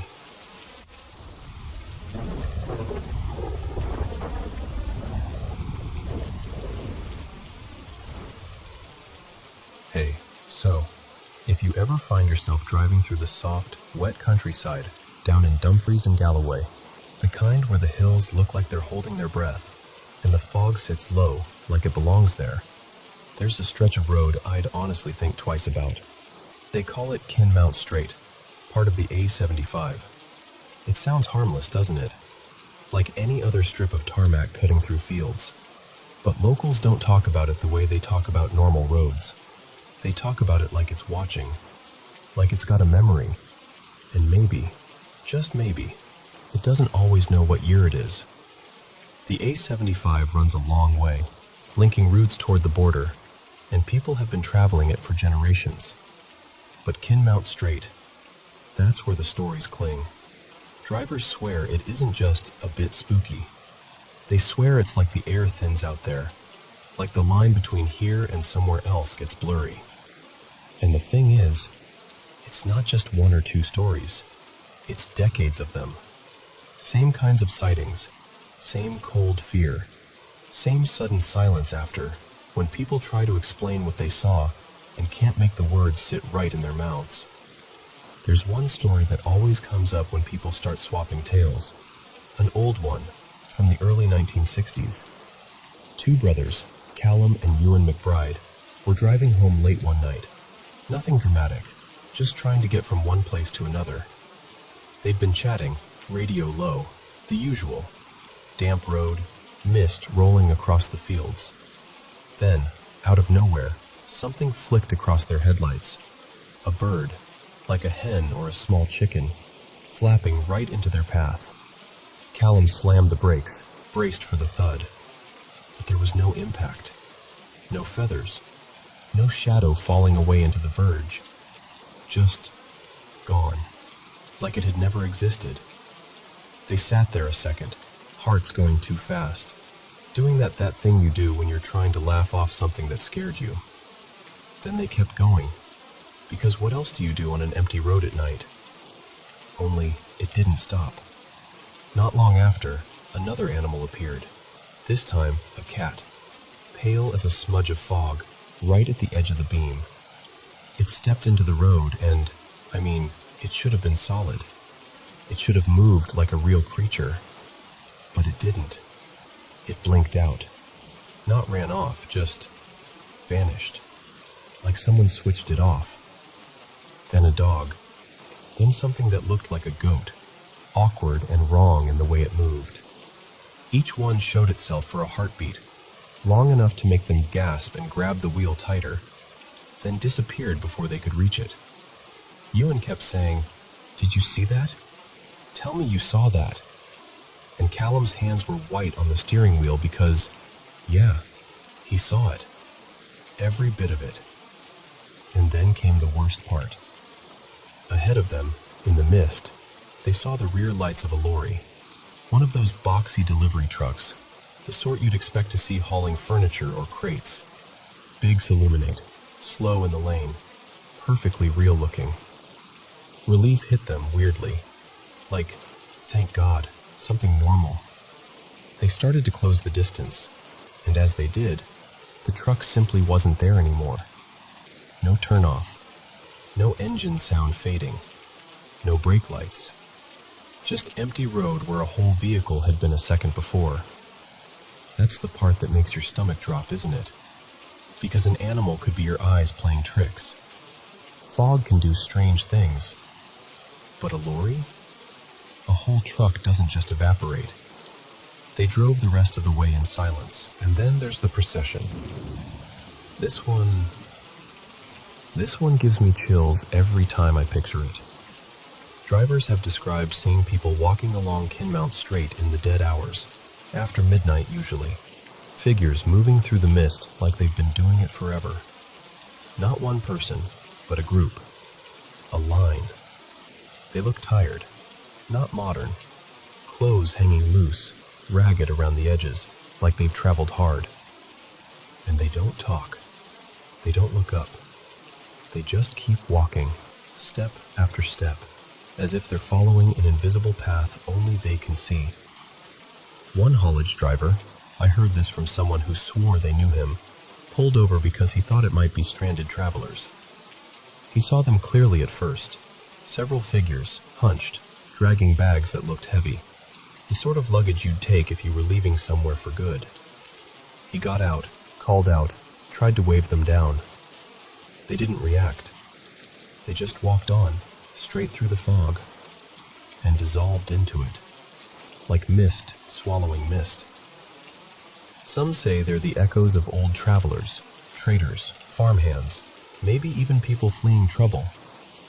This part of Scotland has its share of harsh history, raiding, violence, sudden deaths on lonely stretches of land.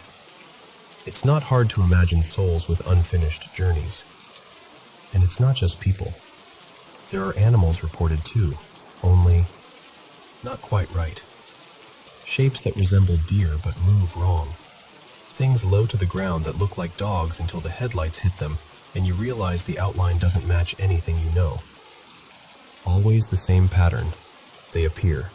They hesitate like they're deciding something, and then gone. Then you get the individual apparitions, the ones that feel more personal, like you've stumbled into someone's private haunting. A woman in a pale dress is one that comes up again and again, walking along the edge of the road as if she's lost or waiting. Men in dark coats crossing without warning. A figure standing in the lane, forcing a driver to swerve, only for the road to be empty the moment they glance back. And there's one account that really unsettles people who hear it.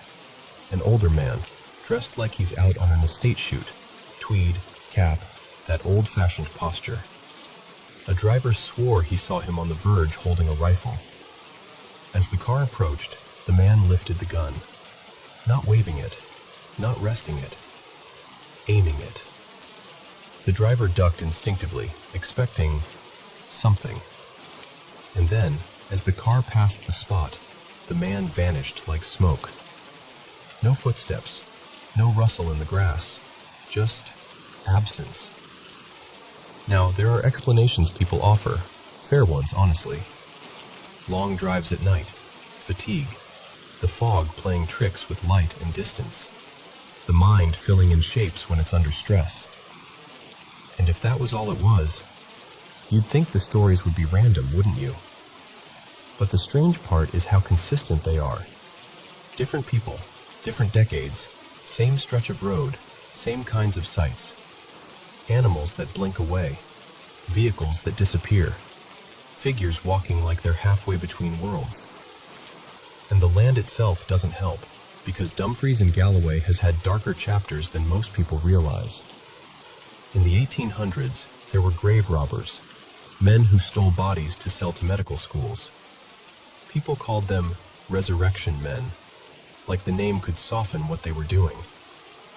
Some of the graveyards near the route were targeted, and folks still whisper that disturbing the dead leaves a stain on a place. Like the ground remembers. And here's what I'll tell you. If you ever do drive it, and the mist is heavy, and the world feels muffled, don't speed. Don't push through like you're daring it. Just take it steady. Keep your eyes where they should be. And if something steps into your headlights, something that shouldn't be there, try not to panic. Because the scariest part isn't the moment you see it. It's the moment you realize you're not entirely sure it ever left.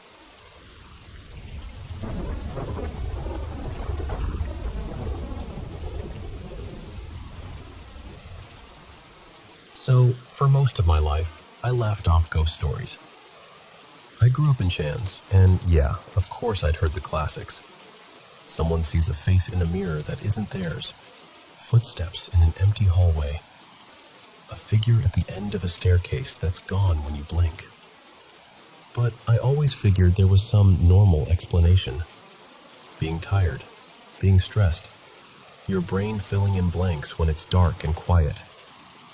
I didn't really lose that belief because of some dramatic haunted house moment either. It started because of someone I met through work, this very ordinary man named Kenji.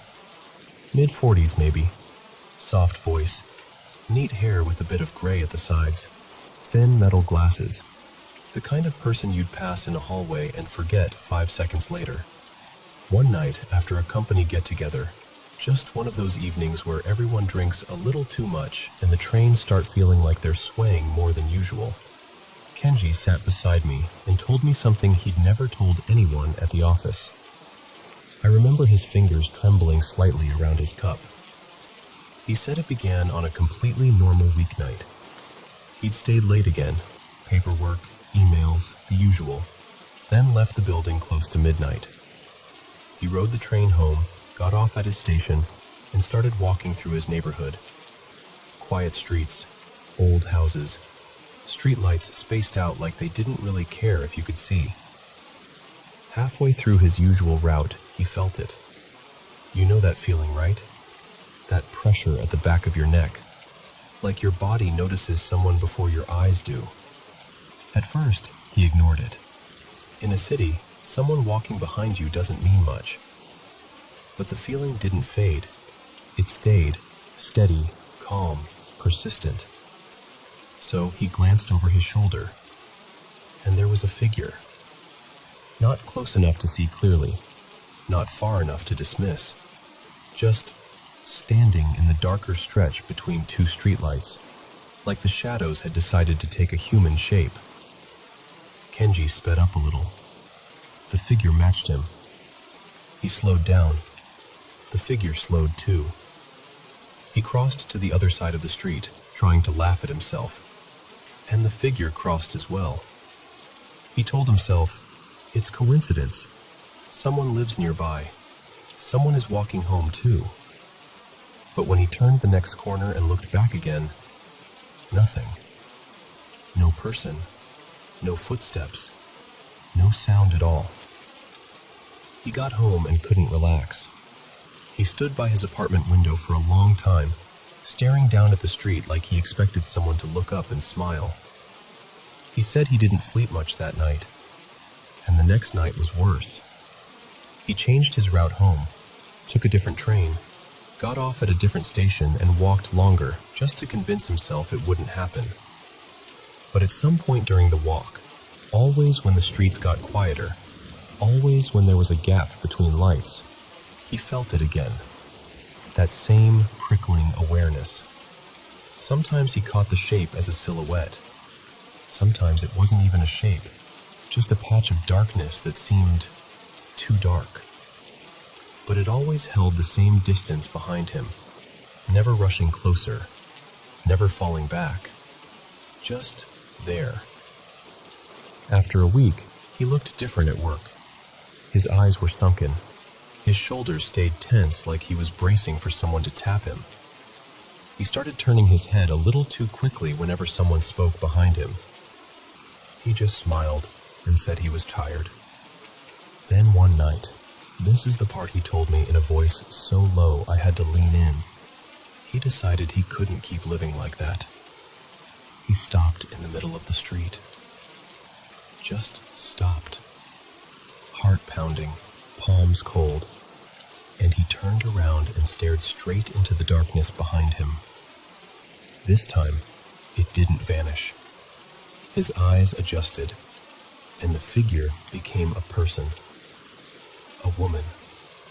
She was wearing a white kimono, old-fashioned, formal-looking, like something from another era. Her hair was long and black and hanging forward, hiding most of her face.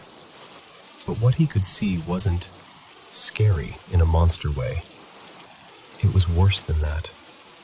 It looked like pain had settled into her expression and stayed there for years. She didn't move. She didn't breathe, at least not in a way he could see. She just watched him. Kenji said he tried to scream and couldn't, like his throat locked up and refused. And then, just like that, she was gone. He stumbled home, shaking, and that's when he remembered something he'd almost forgotten. A few months earlier, he'd gone back to his hometown for a short visit. Nothing special, just seeing family, walking around familiar places.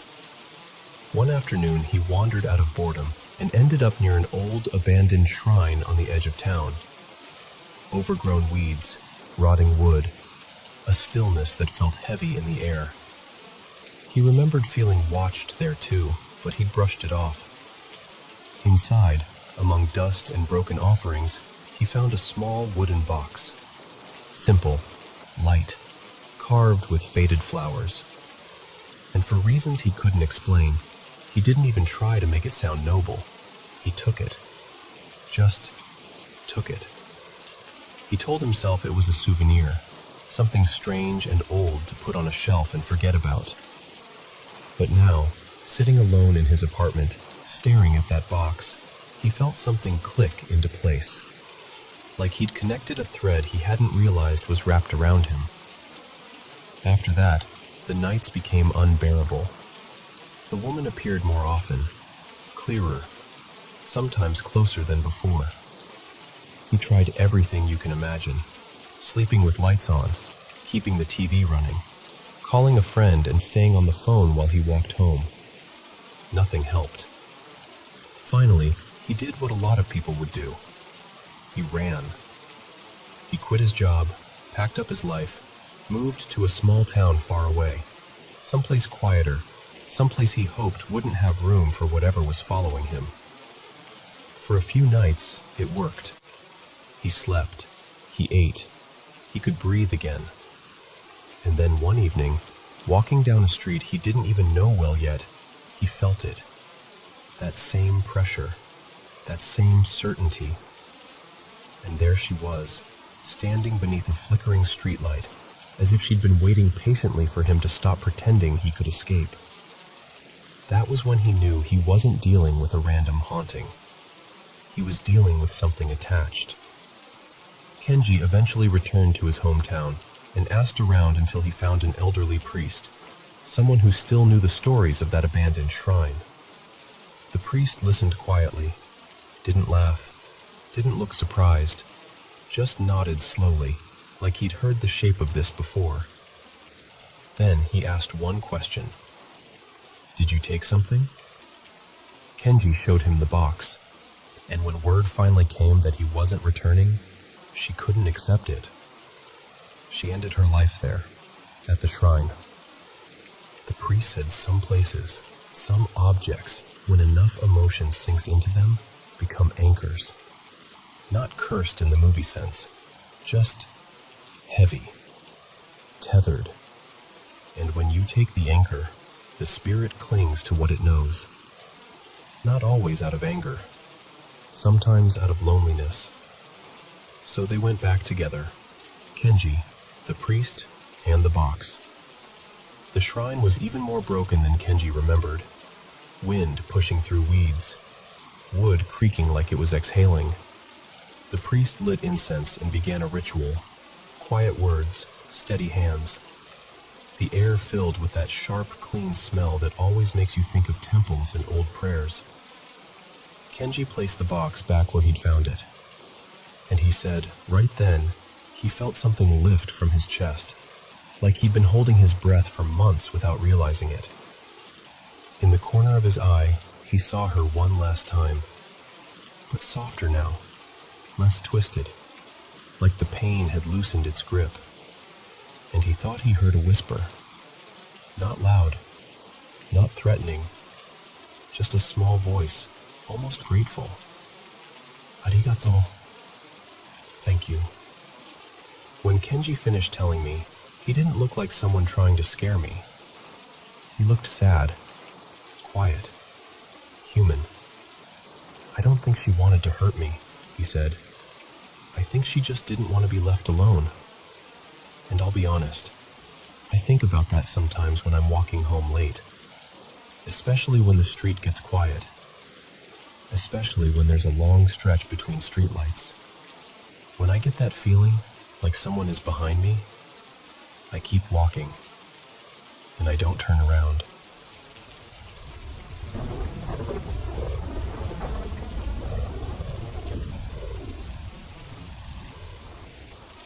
Okay, so this all started in my dorm.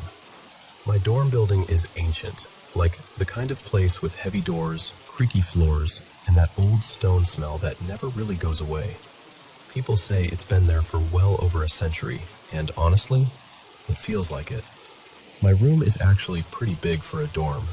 When you walk in, there's this little front area by the door, like a mini entryway space, with a table pushed against the wall. One night, I was standing there talking with my boyfriend. His name's Eli. And then I turned back to the table to keep organizing some stuff. And that's when I felt it. I felt this pressure, like something pressed against my backside. Not like a tap, more like someone leaning in, the way Eli does sometimes when he's trying to be playful and affectionate. It was so familiar that I didn't even question it at first. I remember thinking, oh my God, Eli, not right now. And I actually smiled a little because I thought he was right behind me. But then I turned around, and he wasn't behind me. He was across the room, by my bed, like fully across the room, looking at me with this confused expression, because I'd clearly reacted to something he didn't do. And we both just kind of froze for a second. We laughed it off, because what else do you do? I told myself maybe it was my clothes shifting, or I bumped the table, or my brain just filled in something that wasn't there. But then the next day, things got worse. Eli and I got into an argument. Nothing dramatic, just emotions, stress, college stuff piling up. He left my room to cool off and went to this stairwell a little ways down the hall. He sat there on the steps by himself for a while, just sad and quiet. Later he told me that while he was sitting there, he heard footsteps coming toward him. Not rushing, just normal steps, like someone walking up to check on him. He said he felt this presence before he even saw anything, like the air got heavier. Then he looked up and saw a shadow on the wall, one that looked like my shape, like it was me standing nearby. And then he felt something touch his back, like a hand, gentle, almost comforting. He said it felt exactly like me, like I'd come to sit with him and put my hand there the way I do when he's upset. And he was waiting for it, waiting for me to speak, waiting for me to finally come find him. But when he turned around, there was nothing, no one, no shadow, just empty stairs. He said he got this horrible cold feeling and stood up fast, like his body knew before his mind did that something wasn't right. He went outside afterward to this little patio area behind the building, and while he was standing there trying to breathe and calm down, he saw something moving in the trees. Not like a squirrel or a cat, something big. And it wasn't just swaying with the wind. It was like the branches were being shaken violently, like something was pushing through them. And the weirdest part is, it wasn't even that windy, just a light breeze. After that, things didn't stay in the dorm. That's what scares me the most. Eli doesn't even live with me. He lives at his own place off campus, And after those first 2 days, the stuff started happening to him there. One night, he was taking a shower super late, like everyone else in the house was asleep. He told me the bathroom key had been missing for a while at that point, which mattered because the lock had basically been useless. But while he was in the shower, he saw the bathroom lock turning, just slightly, like someone was testing it, twisting it back and forth, like something scurried past. Not a full animal shape, more like a quick, low shadow movement, like it didn't want to be seen. And then the next day, his uncle, who lives there too, said something similar happened to him. Different timing, same bathroom, same weird feeling. And then, just this past week, I was at Eli's house and it was super late, like 3:30 in the morning late. We were both up, just messing around in the kitchen, making a fruit bowl because we couldn't sleep. I stepped away to go to the bathroom, and he stayed in the kitchen washing fruit. A minute or two later, he knocked on the bathroom door, and he goes, "Can I come in?" I was like, why? And he opened the door anyway, looking genuinely worried, and he asked me if I needed him, because he swore he heard me calling out to him. Loudly, but I hadn't said a word. He told me it wasn't random either. He said it sounded exactly like my voice. Specifically, this one tone I use when I'm trying to get his attention fast. And it used his nickname, the nickname that literally only I call him. I remember my skin going cold when he said that, because he wasn't joking. He wasn't trying to mess with me. His face looked, honestly, kind of haunted. He asked me to try to recreate it, like to call for him the way he heard it, so he could compare. And I tried. I really did. I said it a few times, changing the tone, trying to match what he described, but he kept shaking his head and going, "No, that's not it." And he said, "It was you, but it wasn't you." Since then, it's been almost daily. He says he feels a presence a lot, especially when he's sad, like something is closer when he's vulnerable. One time he told me it felt like something tried to comfort him again, the same way as on the stairs, like it wanted him to believe it was me. He also keeps feeling like something is in certain rooms, like he'll walk into his bedroom or the kitchen or the bathroom and immediately feel like he's not alone. Not in a paranoid way, more like that instinctive thing, like your body reacts before your brain catches up. And there's one more detail that makes my stomach turn. His room has this smell now that we cannot explain. It's only in his bedroom, nowhere else in the house. And it's not like sweaty laundry or old food, it's wrong. Like something rotting, like something left too long somewhere you can't find. We've checked vents, closets, under the bed, everything. It comes and goes, but when it's there, it's strong. So yeah, that's the main stuff. And I know how this sounds. I know how it sounds. But it's happening, and it's messing with us, especially him. And the part that keeps circling in my head is that whatever this is, it's not just random noises or old house stuff. It's imitating me, and I don't understand why. So if anyone actually knows about this kind of thing, like genuinely, what could this be? And why does it seem attached to him now? What do you even do when something is copying your voice and trying to act like you?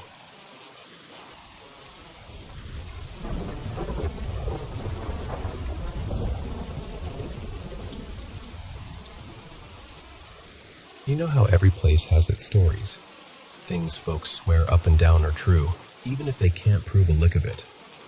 Well, where my dad's people come from, tucked back in the deep hollers and long stretches of woods, there's no shortage of ghost talk. Lights in the trees, shapes on the ridgelines, sounds that don't belong to any animal you've ever heard. But there's one story, one, that stayed with me more than all the rest. I first stumbled onto it on this old, local sightings website, one of those early 2000s pages where people would type up their experiences like they were confessing something. There were tons of legends on there, sure, but this one report felt different. Simple, specific, and the kind of creepy that sinks its hooks in you. It basically said, anytime you're walking a rural road out here, you'll hear footsteps in the woods across from you, like something is pacing you from just beyond the tree line. If you stop, it stops. If you keep walking, it keeps walking. Same rhythm, same speed. And sometimes it'll mimic the way you step, like it's learning you. The first time I read that, I got that cold little prickle behind my ears, like my body knew the punchline before my brain did. And growing up, I couldn't let it go. I'd bring it up at cookouts, on porches, in the kitchen while somebody was shucking beans. Just casually, like, hey, have you ever heard about the footsteps on Old Mill Road? And every single time, people would get this look. Not the, oh, that's spooky look. The, don't say that too loud look. Most of them called it the devil, or something dark. Or they'd use that hush-hush kind of language, like naming it might invite it closer. My great-uncle, everyone called him Ray, had his own story, and he wasn't the type to spin yarns for attention. Ray was a coon hunter, the kind that went out late, no fuss, no fear. He had a handful of dogs that'd follow him anywhere, loyal to the bone. But one night, he told us, those dogs wouldn't go another step. It was way past midnight. The moon was thin, barely enough light to make the trees look like they had faces. The dogs had been running a trail, excited and noisy like usual, and then, like a switch flipped, they froze. Not just hesitated, froze, hackles up, ears pinned. That low, miserable whine dogs make when they want to disappear. Ray tried calling them forward, whistling, snapping his fingers, even stepping past them to lead the way. Nothing. They just stood there, trembling, staring into this black wall of woods like they were looking at something that Ray couldn't see. And then he heard it. Brush cracking. Fast. Not a deer crashing off. This sounded deliberate. Like it was moving around him, circling, closing the distance without ever stepping into the moonlight. He said his stomach dropped so hard it felt like falling. Ray lifted his rifle and tried to listen for breathing, for a snort, for any sign it was an animal. But the woods went wrong quiet, like everything living had decided to hold its breath. Then that movement came again, closer, on his right, then behind him, then left, like it was testing him. And Ray, old as he was, alone out there, decided he wasn't going to be proud about it. He started backing out. The dogs followed tight behind him, so close they bumped his legs, and whatever it was, followed too, staying inside the trees, matching him. When he walked faster, it did too. When he broke into a jog, it picked up right with him. Ray said he finally got scared enough that his pride snapped clean in half. He ran. It didn't stop chasing until he hit the open clearing of his property, where the woods finally pulled back and the moon had room to spill across the ground. Right at that edge, like there was a line it wouldn't cross. It stopped. Ray tore into the house, slammed the door, locked everything he could lock, and didn't step back outside until daylight. And the next morning, when he told the family, his voice was still shaking. My great-aunt Mabel, his sister, used to say you could see it in his eyes, like something had looked back at him out there and left a mark. And then there was another story people would bring up when I asked around. This one from my mom, about a family friend named Clint who used to live alone in an old house swallowed by the woods. It sounded peaceful on paper, you know? Quiet, no neighbors, just birds, wind, and trees. But my mom remembered him coming by my grandma's place early in the mornings, sitting down with a cup of coffee like a man who'd been awake for a week. Gray around the eyes, hands jittery. That hollow, scraped-out look people get when sleep won't come no matter how badly they beg for it. Finally, my grandma asked him what was wrong, and he didn't laugh or dodge it. He told her straight. Something was in that house with him. He He said late at night the windows would rattle like fists were pounding the glass. The whole place would shake, pictures tipping on the walls, boards creaking under invisible weight. Plates and silverware would fling off the shelves like somebody had grabbed them and hurled them. And the front door, this is the part that always makes my skin crawl, would slam open and closed over and over, like the house couldn't decide whether to spit him out or swallow him whole. And it wasn't once. It wasn't a single bad night. He said it happened again and again, always late, like the thing waited until the world was asleep so it could have him all to itself. And he told my grandma, in this small, tired voice, that it wouldn't let him sleep. Months went by like that, until one night it got worse, violent, personal. Clint said he heard glass shatter in the kitchen, and then a plate came sailing through the room, close enough to his head that he felt the air move. Then another, like it was trying to take him out. And out there, deep in those woods, there wasn't anywhere to run. No neighbor's porch light, no car passing by. Just trees and dark and the feeling that you're very, very alone. But Clint was a man of faith, and whatever you believe, you can hear it in the way people talk when they're clinging to the last thing they trust. He dropped to his knees right there in the middle of the chaos and started praying, out loud, denouncing it, telling it to leave, calling on Jesus by name. He said the moment he did, the house erupted like he'd kicked a hornet's nest.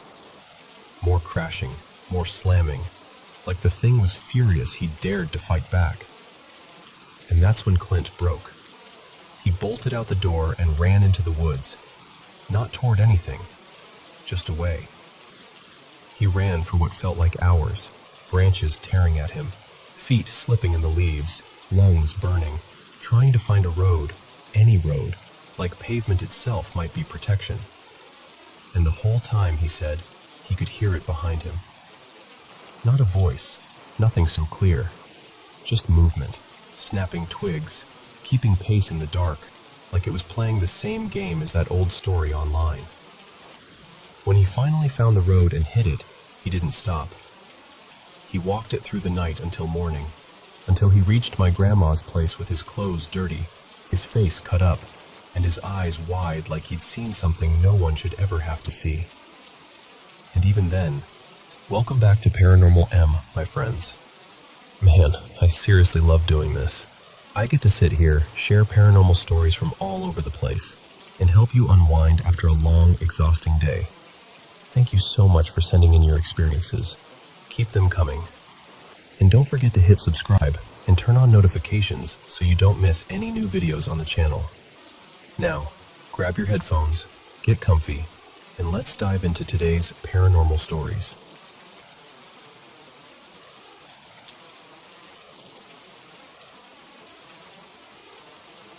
Okay, so this all started when I moved into my ex's house.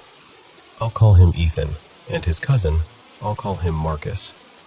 From the very first night, I just felt wrong in that house.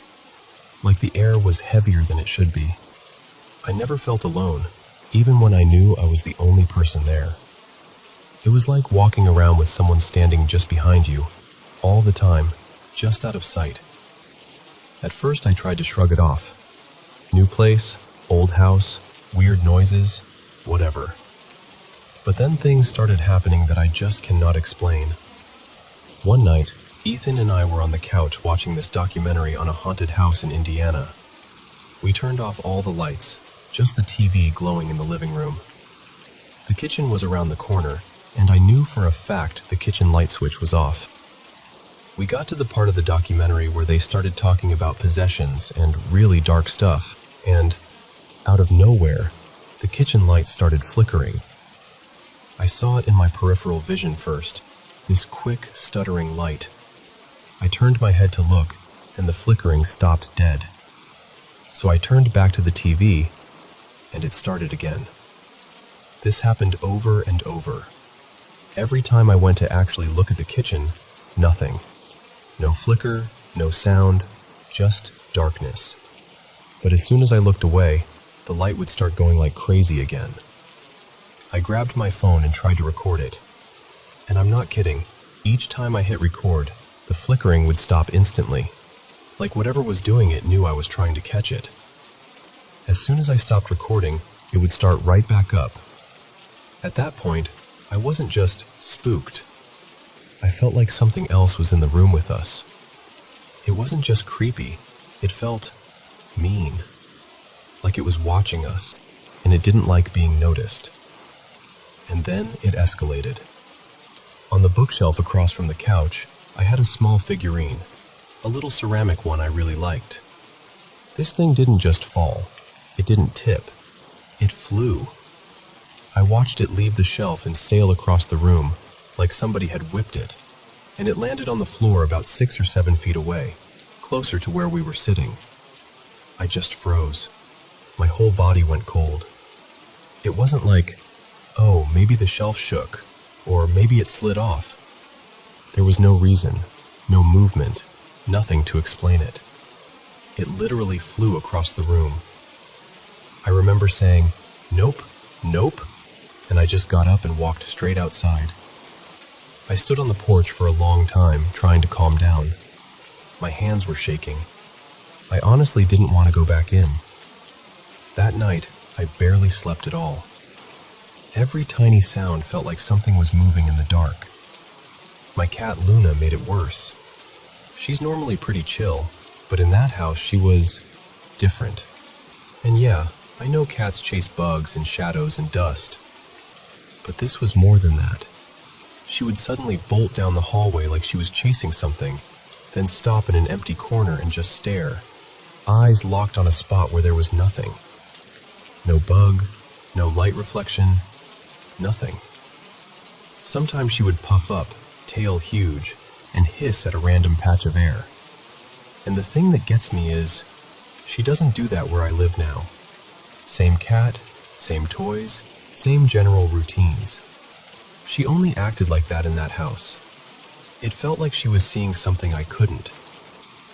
After that kitchen light incident, Ethan finally decided to tell me the full history of the house.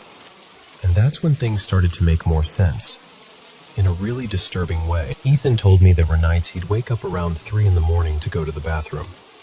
He'd step into the hallway and look up, and Marcus would be standing in his doorway, just staring, eyes wide open. Except Marcus was asleep.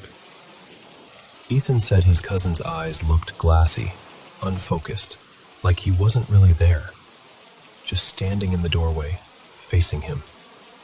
So Ethan would walk over, shake him awake, and Marcus would jolt and act totally confused, like he had no idea how he got there. Marcus started drawing around that time. He covered his walls in these creepy sketches, charcoal smears, ink, pencil. Almost every drawing had the same thing in it, a dark, shadowy figure.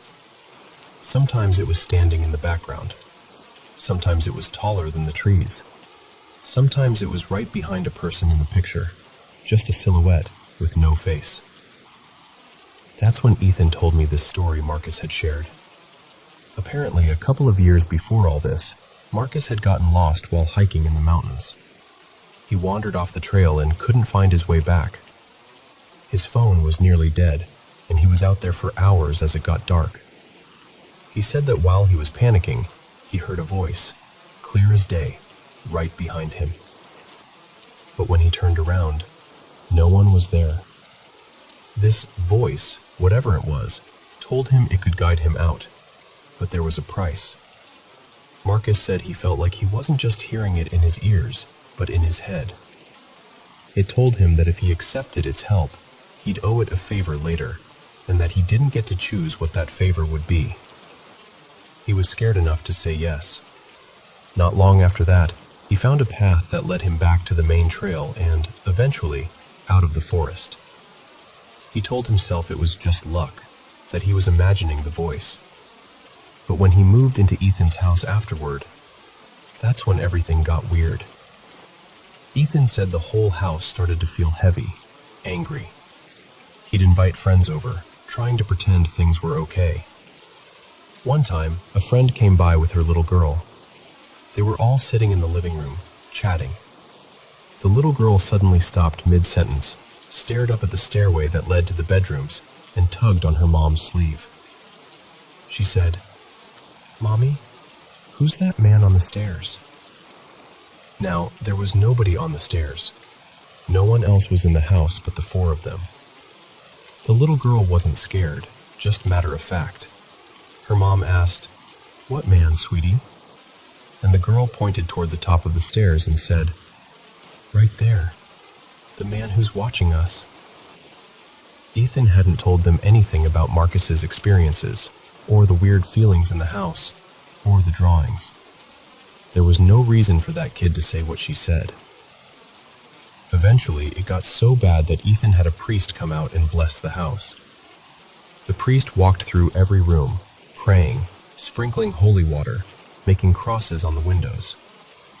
Ethan said afterward, you could see the crosses clearly because the windows were dusty. The clean cross shape was sharp, like someone had drawn it with a finger through the dust. For a little while, it felt calmer. But then one day, he noticed the crosses were gone. Not smudged, not wiped, just gone. The dust was still there, but the clean cross shapes had disappeared like they'd never existed. By the time I moved in, Marcus was long gone. But I swear to you, whatever had been hanging around him did not leave with him. There were times when Ethan would get really angry, like flipping a switch angry over something small. And his eyes. This is the part that still makes me feel sick when I talk about it. His face would change too. It wasn't just, he's mad. It was like looking at someone else entirely. The way he moved, the way he talked. There was this sharpness, this coldness that didn't feel like him. I know he has mental health struggles, and I've thought about that a lot, trying to rationalize it. But what I saw sometimes, I can't explain it away. It didn't feel like just anger or a mood swing. It felt wrong, like something inside him stepped forward. While I was living there, my sleep was horrible. I had nightmares almost every night. The kind where you wake up drenched in sweat, heart pounding, like you've been running for your life. Sometimes I would wake up convinced someone was standing at the end of the bed. I wouldn't even want to open my eyes all the way, because I was so sure I'd actually see something. I'd just lie there, clenching my jaw, trying to tell myself it was just a dream. And then, I moved out, and the nightmares stopped. Not instantly, but within a week or two of leaving that house, they were just gone. No more waking up shaking. No more feeling watched in my own room. Luna went back to being her normal, playful, slightly weird self, but not that frantic, panicked version I saw in that house. I've tried so hard to be logical about all of this. I've gone over it again and again in my head. Maybe I was stressed. Maybe I was primed by the haunted house video. Maybe the lights were faulty. Maybe the figurine somehow bounced weirdly. Maybe Ethan's eyes just looked different when his pupils dilated. Maybe my brain was just connecting dots that weren't actually there. But here's the thing. I know what I saw. I know what I felt. And every time I talk about it, even now, I get chills all over again. I don't know what was in that house. I just know I'm really, really glad I don't live there anymore.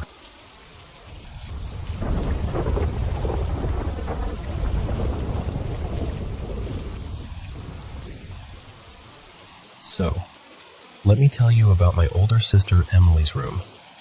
When we were kids, there were always weird things happening in there.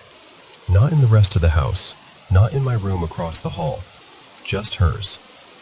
It kind of became this unspoken thing in our family, like, yeah, that room's strange. Anyway, past the mashed potatoes. The first time I really remember it being scary, Emily was maybe 15 and I was 12. One night she's lying in bed, just about to fall asleep, when she hears her doorknob jiggle.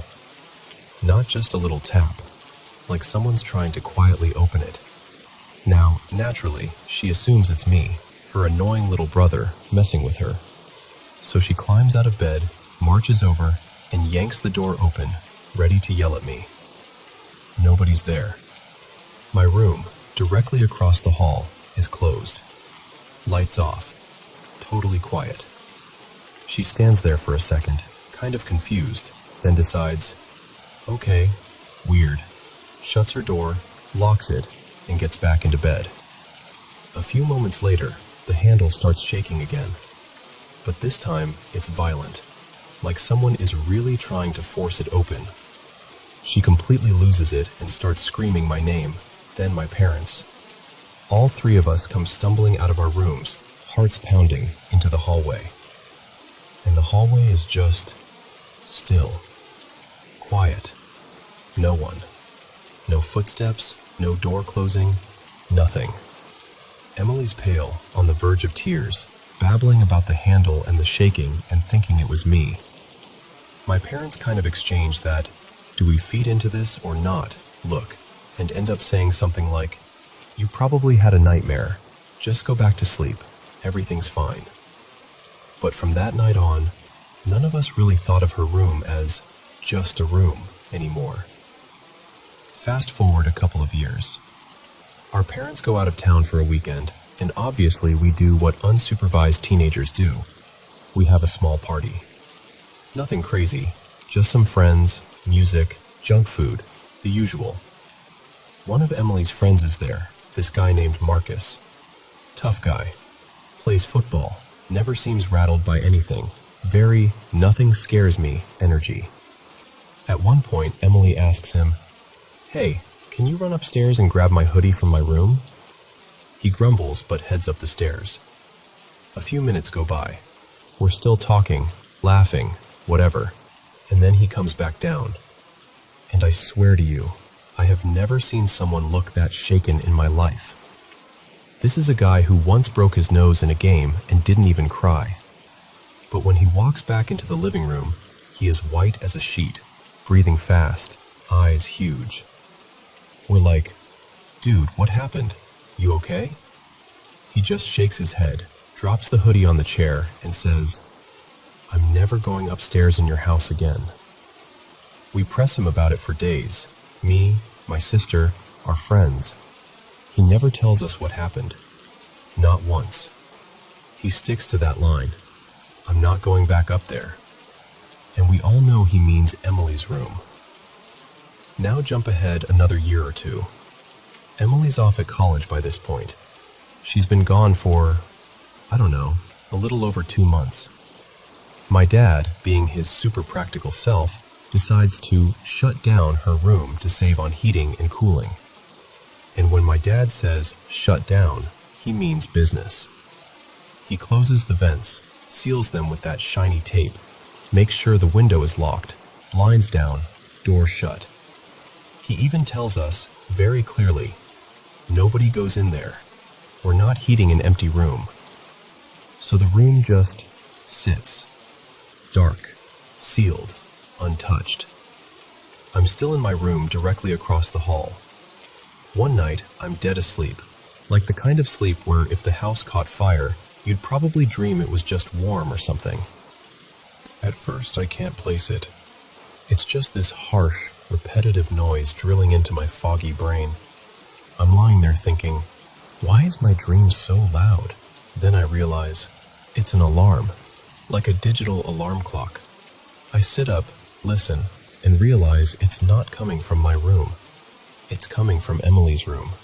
She had this old-school rectangular clock radio, black plastic, glowing red numbers, stupidly bright, with a big snooze bar across the top. I'd heard that alarm 1,000 times growing up. It was unmistakable. So I drag myself out of bed, still half asleep, and open my door. The second I step into the hallway, it's clear. The sound is blaring from behind her door. I stand there for a second because I'm remembering the rule. Don't go in there. Nobody goes in there. But also this thing is shrieking, and I don't exactly want my dad waking up and thinking I did something. So I take a breath, open her door, and step into the room. It's freezing. The air feels heavier in there, like a place that hasn't been touched in a long time. It smells faintly like dust and my sister's old perfume. The alarm is buzzing away on her nightstand, just screaming. The red numbers are perfectly lit, showing the correct time. I shuffle over in the dark, squinting at it, and just slam my hand down on the big snooze bar. The second, and I mean the exact second, my fingers hit the snooze button, her stereo across the room kicks on at full blast. I nearly jump out of my skin. This ancient CD stereo that no one has touched in months just blasts to life at max volume with some random song. Not the radio, not something I recognized, just this weird track, loud enough to rattle the lamps. I don't think. I just sprint across the room, almost trip over a box, mash the power button on the stereo until it shuts off, and then bolt. I slam her door behind me, dive back into my room, and basically launch myself under the covers like I'm 6 years old again. Now I'm wide awake, heart racing, adrenaline going, staring at my ceiling thinking, okay, there has to be a normal explanation. And then the details start lining up in my head. No one has been in that room for over 2 months. The vents are sealed. The windows are shut. The door has been closed the whole time. The clock? The time was correct. The alarm wasn't supposed to be set for that hour. And I realized something else. On those old clocks, hitting snooze doesn't turn the alarm off. It just delays it. To actually turn the alarm off, you have to slide this little switch on the side. I never touched the switch. I only hit snooze. So why did it go completely silent?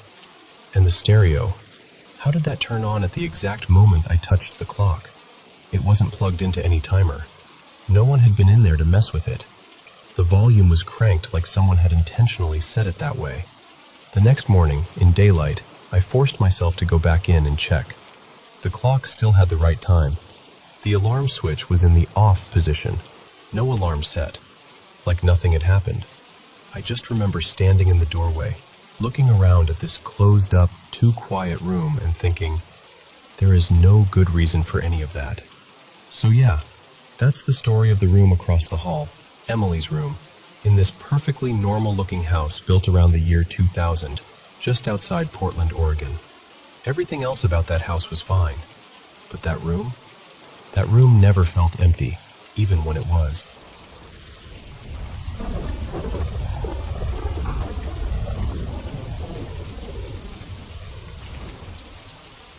So, a few years ago, my then fiance, now my wife, Hannah, and I moved into this little rental place down in a small town in Louisiana. On paper, it was perfect for us. 3 bedrooms, 1 bathroom, and this weird extra room tacked onto the back that we turned into a cozy media room. String lights, secondhand couch, big old TV, the whole young couple starter home vibe. Now, I'm terrible at suspense, so I'm not going to do a slow burn here. Stuff got weird pretty fast. At first, it was all the classic haunting cliches. Doors would open and close by themselves. Not just like gently drifting shut from a draft, full-on click, swing, slam. Sometimes it would happen right in front of us. You'd be walking down the hallway and the bedroom door would just ease open like someone on the other side had their hand on the knob. I'm a pretty rational person. I really tried to explain it away. Old house, crooked frame, air pressure, neighbors slamming doors, whatever. I wanted it to be something normal so badly that I could practically hear myself making excuses. One night, Hannah and I were in the shower together. Very romantic, right? And we hear this knock on the bathroom door. 3 sharp knocks. We both froze. We just stared at each other like, "You heard that too, right?" She whispers, "Go see who it is." And I'm standing there, very naked, very, let's say, mid-romance, and all I can think is, I'm not confronting a possible intruder like this. I am not going out there with nothing but confidence and conditioner. The knocking didn't happen again, but the mood was absolutely dead. The next morning, in broad daylight when I felt braver, I checked every door and window. I checked the locks. I checked for loose panes, weird vents, anything. There really wasn't any way someone could have just slipped in. Possible? Maybe. Likely? Not at all. And if some burglar had picked our lock, I don't know why their big move would be politely knocking on the bathroom door and then leaving. The thing that really cranked this from mildly creepy to I want to break the lease happened early one morning. It was about 5:30, maybe 6 a.m. We were both dead asleep. All of a sudden, we're jolted awake by this absolutely piercing scream coming from the hallway. It was a man's scream, raw, angry, almost like someone shouting in pain and rage at the same time. It was loud enough that it felt like it came from just outside our bedroom door. I sat straight up in bed, heart pounding. For a second, I thought maybe I'd dreamed it, but then Hannah, still half asleep, says, "Who was that? Who's yelling?" And that's when my stomach dropped, because now I knew it wasn't just in my head. We'd both heard the exact same thing. That wasn't a one-time thing either. Every so often, maybe once every couple of weeks, it would happen again.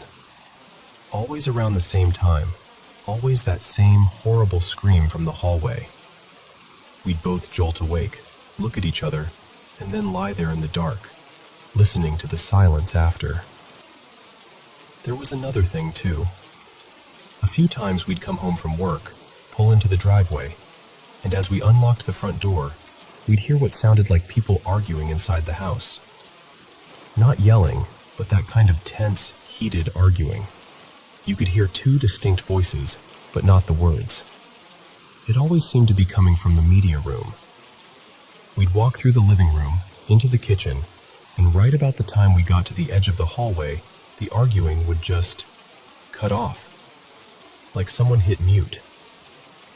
Around this time, Hannah started having the same nightmare over and over.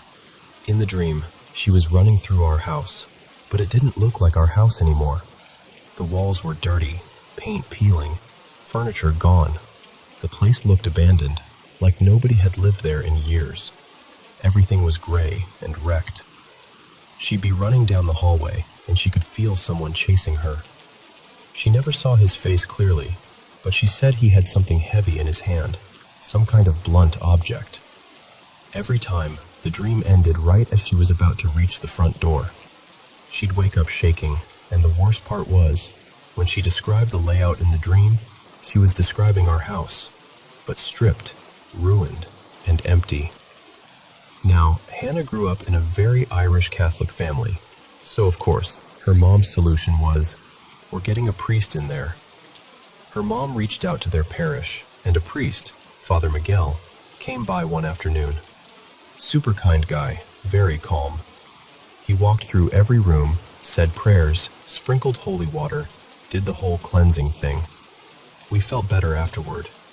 The house felt lighter for a bit, and we actually slept through the night. That lasted about a week. Then one night, I was sleeping on my side with my arm around Hannah. She was facing the wall. I had my back to the rest of the room. In the middle of the night, I feel this clear, firm pressure on my back. A hand. Not like a light brush or a muscle twitch. I mean actual fingers, a palm, resting on the middle of my back. At the same time, I hear breathing behind me. You know that moment where your brain is trying to catch up? First thought, oh, Hannah rolled over. Second thought, no, Hannah's in front of me. I'm holding her. Third thought, then who the hell is behind me? I didn't move. I just lay there, every muscle locked up, listening to this slow, steady breathing that did not match the rhythm of Hannah's. After what felt like forever, the pressure on my back faded. The breathing stopped. I didn't fall back asleep after that. I just stared at the wall until the sun came up. That was my breaking point. I told Hannah, I'm done. I'm okay losing the security deposit. I just don't want to live here anymore. She didn't argue. She was already so worn down by the dreams and the noise that she'd started staying with her older sister Claire during the week. I'd crash there sometimes too, but we still had to deal with the house, our stuff, the lease. Her brother-in-law Darren offered to help me pack. So one weekend, it's just me and him at the house, boxing things up, loading them into his truck. At some point, our neighbor, this older guy named Mr. Landry, wandered over while we were hauling boxes and started making small talk.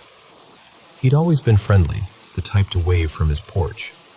Eventually he says, "You folks moving out already?" I just laughed and said something like, "Yeah, house isn't really working out for us." He gives me this look, nods slowly, and goes, "Can't say I'm surprised. That place has a history." Well, you can't just drop that and walk away, right? So I asked him, "What do you mean?" He tells us that before the current landlord bought it, the house belonged to a guy who dealt drugs out of there. Not just a little side hustle. This was a full-on trap house. People in and out at all hours, sketchy cars in the driveway, cops showing up. The third person was never found. And the dealer himself? Mr. Landry said he died in that house, late one night, after a binge.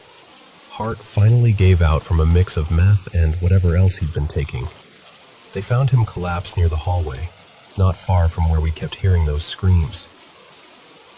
I just stood there, holding a box, feeling every hair on my arms stand up. Suddenly, a lot of things made a horrible kind of sense. The screaming in the early hours, the arguing in the media room, Hannah's dream of being chased through a wrecked version of the house, someone breathing behind me in the dark. We finished moving out as fast as we could after that. I turned in the keys, expecting to lose my deposit, and honestly not caring at that point. But the landlord surprised me. He actually gave our full deposit back. I didn't ask questions. I just took the check and left. Part of me wondered if we were the first tenants who'd bailed early, and he knew exactly why. We moved into a new place across town. No weird doors, no late-night screams, no phantom arguments from the other room.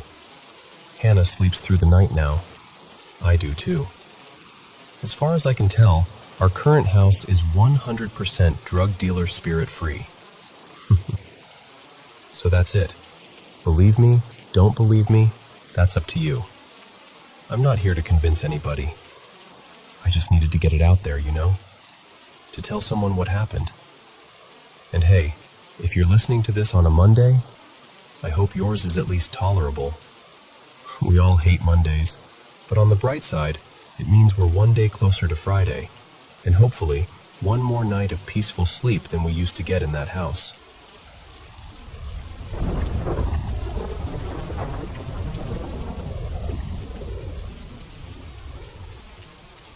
So, let me take you back to the winter we first came to Canada.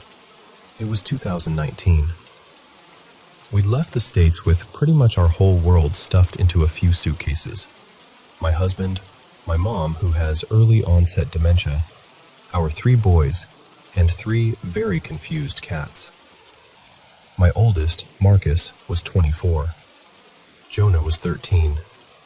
And my youngest, Eli, had just turned 11. We were bouncing from one Airbnb to another, week by week, in this little town outside Toronto. We kept telling the kids, it's just for a little while. We'll find our home soon. But inside, I was tired. They were tired. Even the cats were tired. One evening we arrived at this particular rental house. From the outside it looked totally normal. Neat lawn, small porch, a little too many garden gnomes, but hey, I wasn't judging. We opened the door, and something in me just tightened. You know that feeling, when you walk into a place and your body knows before your brain does that something is off? I tried to ignore it. I told myself, you're stressed. You haven't been sleeping. It's just anxiety. But then I stepped into the smallest bedroom, the one my husband and I were supposed to use, and this icy chill ran right through me, like I'd walked into a freezer. No draft, No open windows, just that deep, unnatural cold. I shook it off. We were exhausted. The boys set up the PlayStation in the living room and started playing. My mom was sitting in an armchair, humming to herself like she does when she's trying to remember a song. And then, out of nowhere, this big framed painting above the TV slammed off the wall. Not slipped, not tilted. It slammed down, face first, and the cats bolted in 6 different directions. We all froze. My kids looked at each other, then at me like, "Okay, Mom, that was weird." Now, I have to say, our family has always been very aware of the spiritual, the paranormal, call it what you want. So little things, knocks, shadows, odd feelings, those don't usually shake us. We picked the painting up, put it back, and I said, maybe the hook was loose, even though I knew it wasn't. That was just the beginning. Later that night, around 2 p.m, my husband and I told the boys goodnight. They were still up, of course, insisting they weren't tired. We went into that cold bedroom. He sat down on the edge of the bed and immediately wrapped his arms around himself. "Wow," he said. "Do you feel that? I'm freezing." And he doesn't get cold easily. Before I could even answer, his voice changed. It went from his normal tone to this deep, distorted, almost metallic sound, like something was speaking through him. I still get goosebumps thinking about it.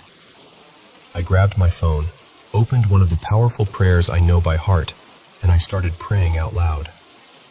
As I prayed, whatever was inside him started to pray too, but backwards.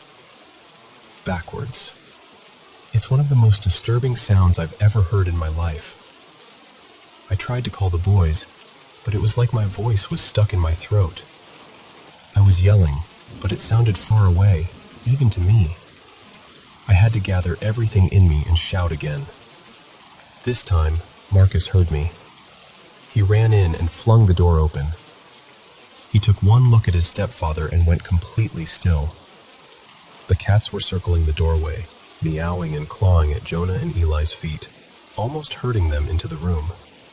I know it sounds strange, but it really felt like they were pushing the boys toward us, like they knew we needed everyone together.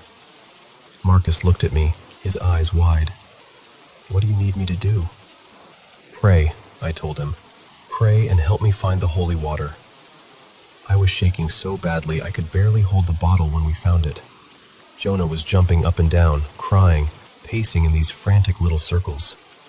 Eli, my brave little one, started shouting at whatever was inside his stepdad. "Leave him alone! That's my dad! Get out of him!" I told the boys, "Go get Grandma's rosary. Hurry." They ran to my mom's bag and came back with her old rosary clutched in their hands. I started using everything I knew. I sprinkled holy water. I pressed the rosary to his chest. I prayed in Spanish and in English, anything that came to my mind. The holy water didn't seem to do much. The rosary, though, it made him flinch, just a little, like it burned. The entity would react, then come back even stronger. I told Jonah, "Do Reiki on him, help me," because he knows a bit from seeing me do it. But he was terrified. He wouldn't get too close, and I don't blame him. At one point, my husband lifted his hand toward Jonah, palm open, like he was beckoning him. Jonah froze and just shook his head, backing away. Then suddenly, my husband said he felt better. His voice went back to normal, and he stood up, a little unsteady, and headed toward the small hallway bathroom to splash water on his face. I followed to the doorway and caught sight of his reflection in the mirror, and my stomach dropped. You know when you look at someone you love, and you just know it's not them looking back? His expression was wrong. The eyes, the smile. It was like he was wearing his own face as a mask. I thought, oh no, the mirror. Mirrors can be doorways. I've always believed that. "Get him out of there," I told the boys. My voice came out sharper than I intended. "Right now, get him away from the mirror." He turned to us with this strange grin, almost playful but in a cruel way. The boys each took an arm and pulled him out. We decided we needed to get outside, away from that room, away from that mirror. Out in the cold night air, he dropped to his knees and said, very calmly, "Please, let's pray." We all joined hands, even my mom, who didn't fully understand but could feel the fear. We started praying together, voices overlapping, some of us crying, some whispering. He began to shake again. My oldest leaned in close and whispered, "Mom, that's not him. That's not Dad." And then my husband laughed. It wasn't his laugh. I know that sounds cliché, but it's true. It was mocking, like something inside him found us amusing. It said, through his mouth, "Do you really think you're going to get me out with little prayers?" That's when I decided we were taking control, whatever it took. We dragged the mattress out of that freezing bedroom and into the living room, away from the mirror, away from that corner of the house that felt so wrong. We made him lie down. I sat beside him, placed my hands over his chest and head, and started Reiki. I called out from my heart, "Vayan todos por la luz. All of you, go toward the light. You don't belong here." After that, he said he felt lighter, exhausted, but better. I wasn't taking any chances.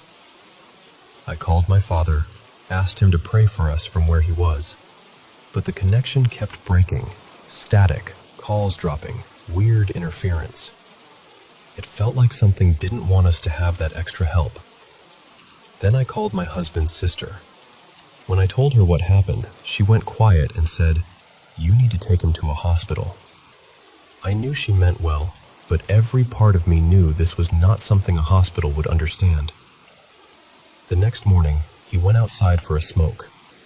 I joined him because I didn't want him out of my sight. He took a drag, exhaled slowly, and then said, very softly, "We were waiting for you." And I said, "Who's we?" He opened his mouth, tried to answer, and just stuttered. Not like he couldn't find the words, more like something wouldn't let him say them. At that exact moment, this horrible smell hit, like rotten fish and something dead left in the sun. It came out of nowhere. No neighbors cooking, no garbage trucks, nothing.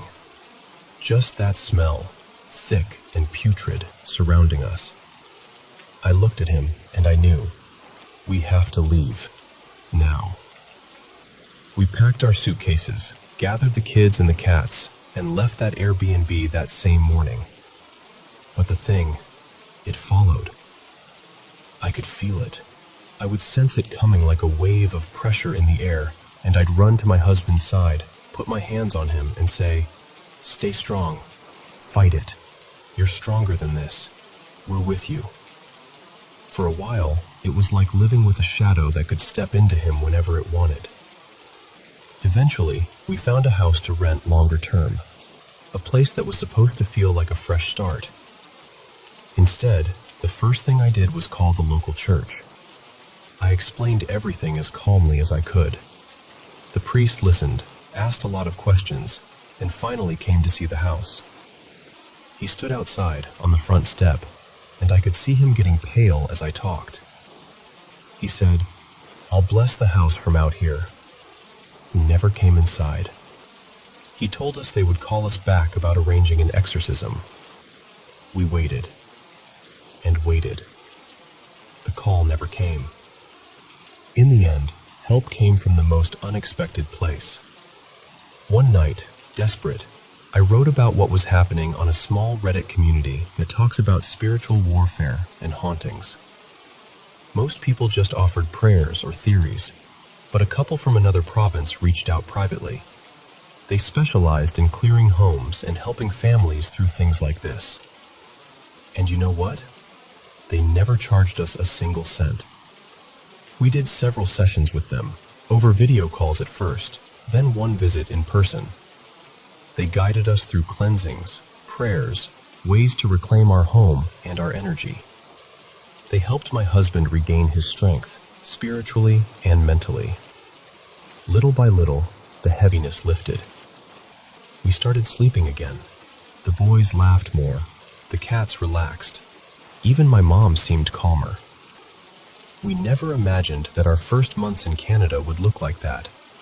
You picture snow, new schools, new jobs, maybe a bit of homesickness. Not battling something you can't see, but can definitely feel. It's not the kind of story you can tell just anyone over coffee. People either think you're exaggerating, or they get so scared they don't want to hear the rest. But it happened to us.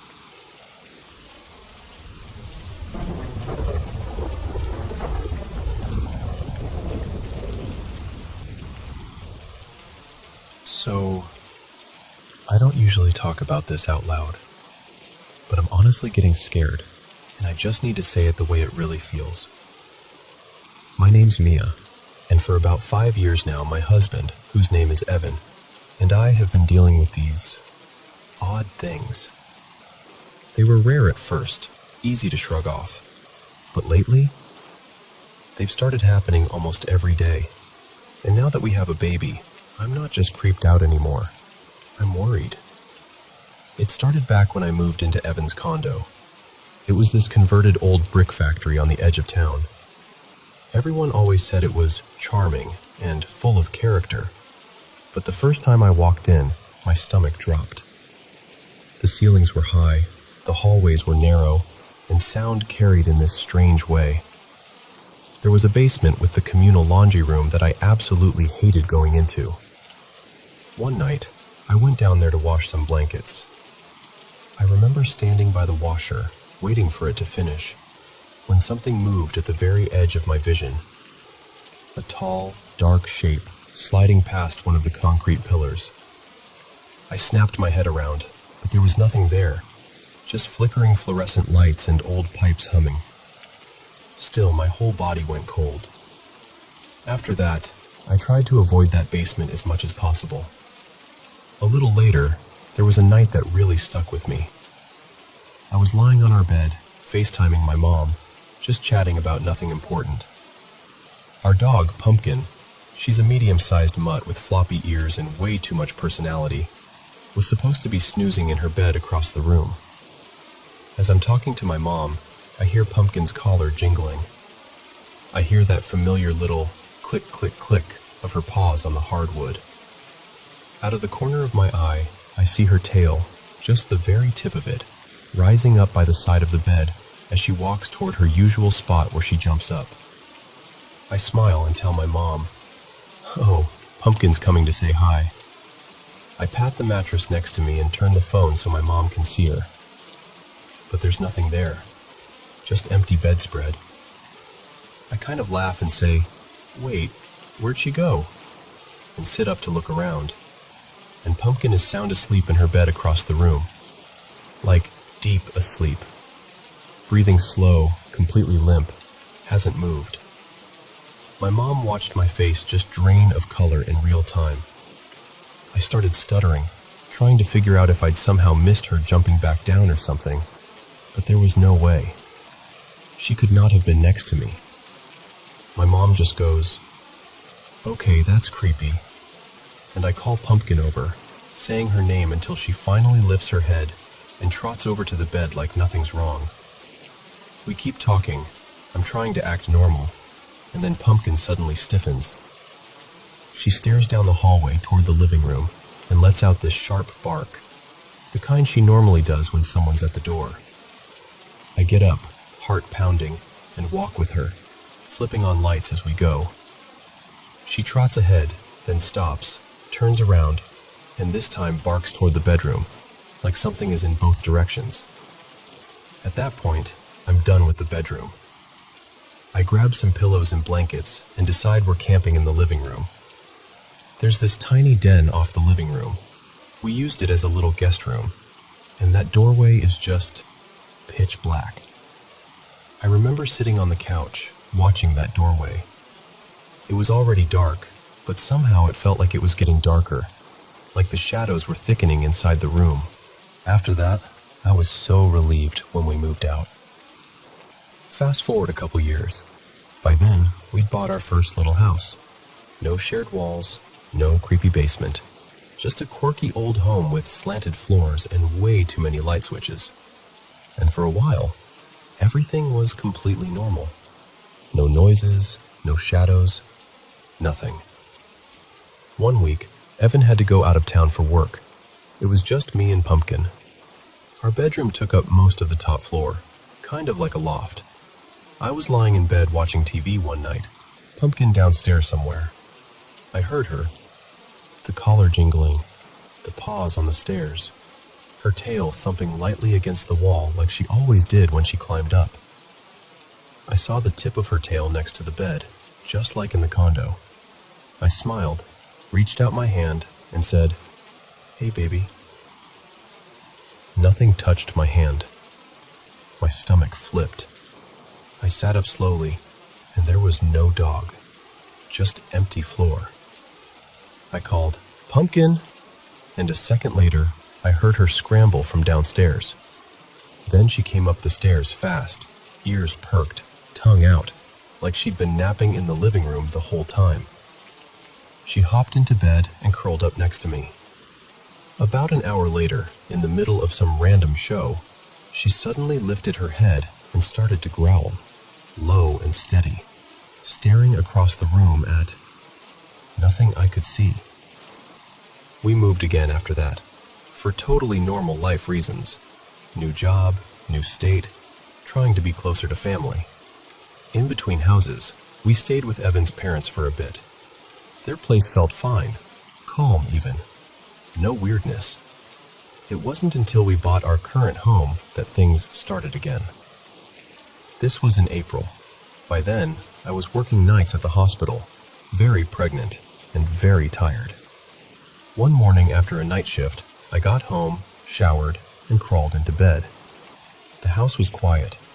Pumpkin was lying at the foot of the bed. I was just about to fall asleep when I heard it. The front door downstairs opened, like clearly opened.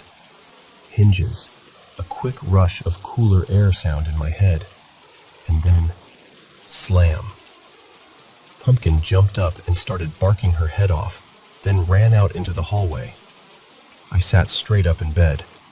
My heart was pounding, but I tried to rationalize it. Maybe Evan had come home to grab something.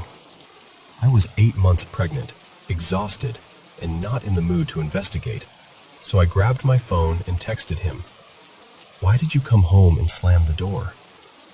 He replied right away with, "What? I'm still at work." Pumpkin came running back into the bedroom with her tail tucked tight between her legs. That's when the fear really hit.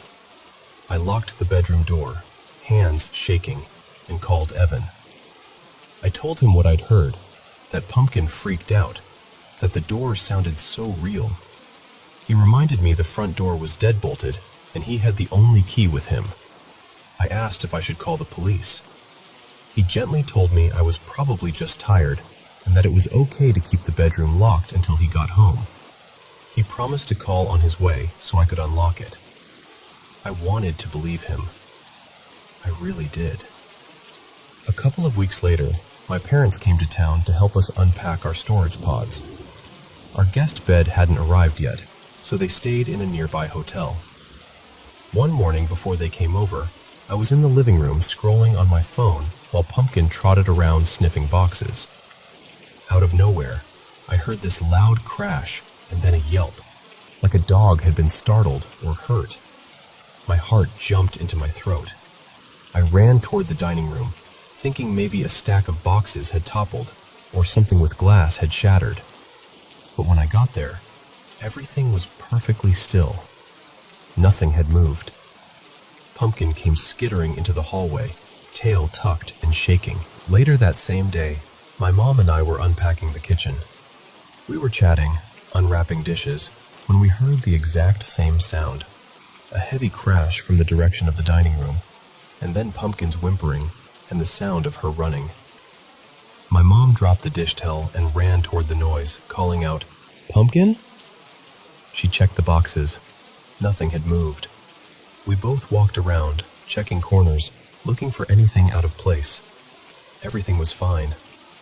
We figured maybe my dad and Evan had come back from the hardware store and were messing around in the basement or something. So my mom opened the basement door and yelled down, "Are you guys okay? What was that?" Silence.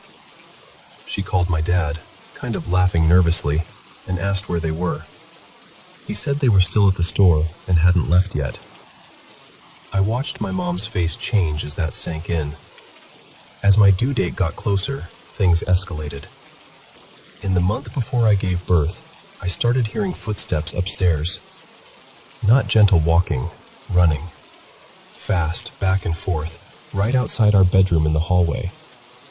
At first, I assumed it was Evan. I'd call out, "What are you doing?" and get no answer. Sometimes I'd go out and find the hallway empty, and Evan would be downstairs on the couch. After I gave birth and we brought our son home, the sounds somehow felt louder. I'd be in the shower, absolutely exhausted, and hear someone sprinting down the hall. Heavy, quick, like a kid running back and forth. Every single time, my body would go into full panic mode, and I'd rush out of the shower, dripping everywhere, thinking something had happened to the baby. But every time, I'd find Evan sitting quietly in the rocking chair, or the baby asleep in his bassinet, and no one had been in the hallway at all. About 2 weeks after we got home from the hospital, I had one of the moments that really made my skin crawl. I was in the shower again, door mostly closed, but not all the way, because, newborn. I heard the bathroom door open fully, and then I heard Evan's voice, clear as day, say, "What you doing?" I laughed and shouted over the water, "Showering, obviously. Close the door, it's freezing." No response. Then from the bedroom, with this annoyed tone, I heard Evan say, "What? The door is closed. I didn't open it." That made my heart drop. I turned off the water, grabbed a towel, and went straight to the door. The bathroom door was closed. Evan was sitting on the bed, looking at me like I had 3 heads. I asked him, "Did you open the door and talk to me?" He swore he hadn't. He thought I was joking. That night I texted my dad. He was staying with us for a while to help with the baby, and I told him everything. I asked if he'd mind standing outside the bedroom the next time I took a shower to see if he heard anything or saw the door move. The next day he did. He stood out there the whole time. And of course, that was the one time nothing happened. No footsteps, no voices, nothing touched the door. In the last month or so, whatever this is has ramped up even more. One evening, I was in the kitchen doing the dishes. The house was quiet, just the sound of running water and clinking plates. Out of nowhere, a cabinet door slammed shut behind me so hard it made me jump and fling soap everywhere. I hadn't touched it. I had been facing the sink the whole time. It was one of those slow close cabinets, too. It shouldn't even be able to slam like that. 2 days later, Evan and I had another incident. I was upstairs lying in bed, scrolling on my phone. I hadn't moved in a while. He was downstairs in the dining room. All of a sudden, he shouted up the stairs, "Hey, where'd you go?" I yelled back, "I'm still in bed." He got really quiet, then said, "I just heard you say hello to me from the dining room. Like, your voice. And I heard footsteps going into the dining room right before that." I didn't know what to say. It's one thing when only I experience it. I can tell myself I'm tired, I'm stressed, I'm hearing the house settle. But when he starts hearing me when I'm not there, that felt different. That felt like something was trying to be us. And then, tonight, I'm at the hospital on night shift, and Evan calls me. I can tell immediately he's scared. Not, "I heard a creak," scared. Really scared. He says he was in bed, almost asleep, with Pumpkin curled up at his feet. Out of nowhere, she jumps up like she's been shocked, bolts off the bed, and races downstairs. A second later, he hears her yelp, like something startled or hurt her, And then she comes sprinting back up, jumps onto the bed, and just shakes. Full body trembling. He went downstairs while he was still on the phone with me to see if maybe some animal got in, if something fell, if there was any normal explanation. There was nothing. No doors open, no broken glass, no smell, no sign of anything unusual except the fact that the dog, who is normally fearless, was terrified. When your dog starts reacting to it, you stop being able to talk yourself out of it. So that's where we're at. We've lived in 3 different homes, in 2 different states, and whatever this is, it feels like it's come with us. It mimics our dog. It mimics footsteps. Now it's started mimicking my voice. And I'm a mom now. I can handle being scared for myself. I can live with a little weirdness and sleep with a nightlight on. But I lie awake at night thinking, what happens when my son is old enough to talk, and he starts telling me about someone calling his name from the hallway when no one's there? I don't know what this is. A mimic, a spirit, something attached to us. I honestly have no idea. I just know it's getting bolder, and I'm desperate to protect my family. That's why I'm finally saying this out loud. Because whatever is in our home, it's not just the house. It's us. And I need to figure out how to make it stop.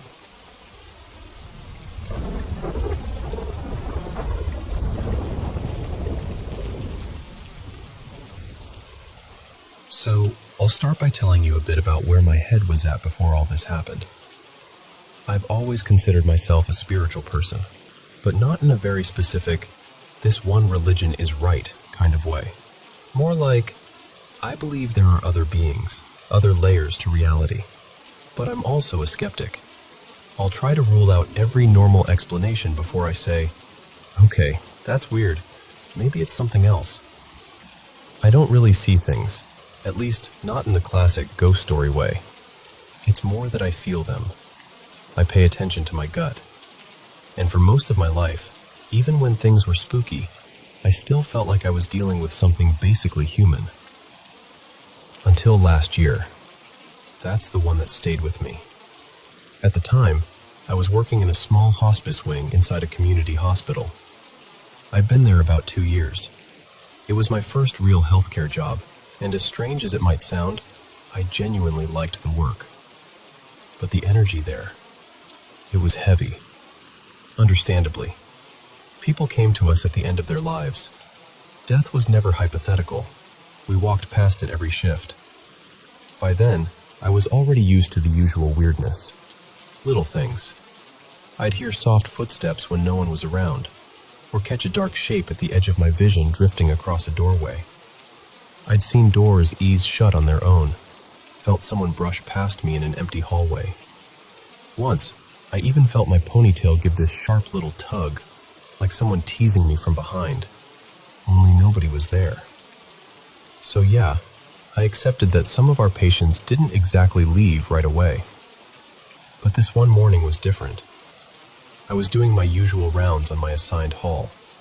It was early, just after sunrise based on how the light was spilling through the blinds. I was walking down the corridor, half in work mode, half in that autopilot you get on night shifts, when the air suddenly changed.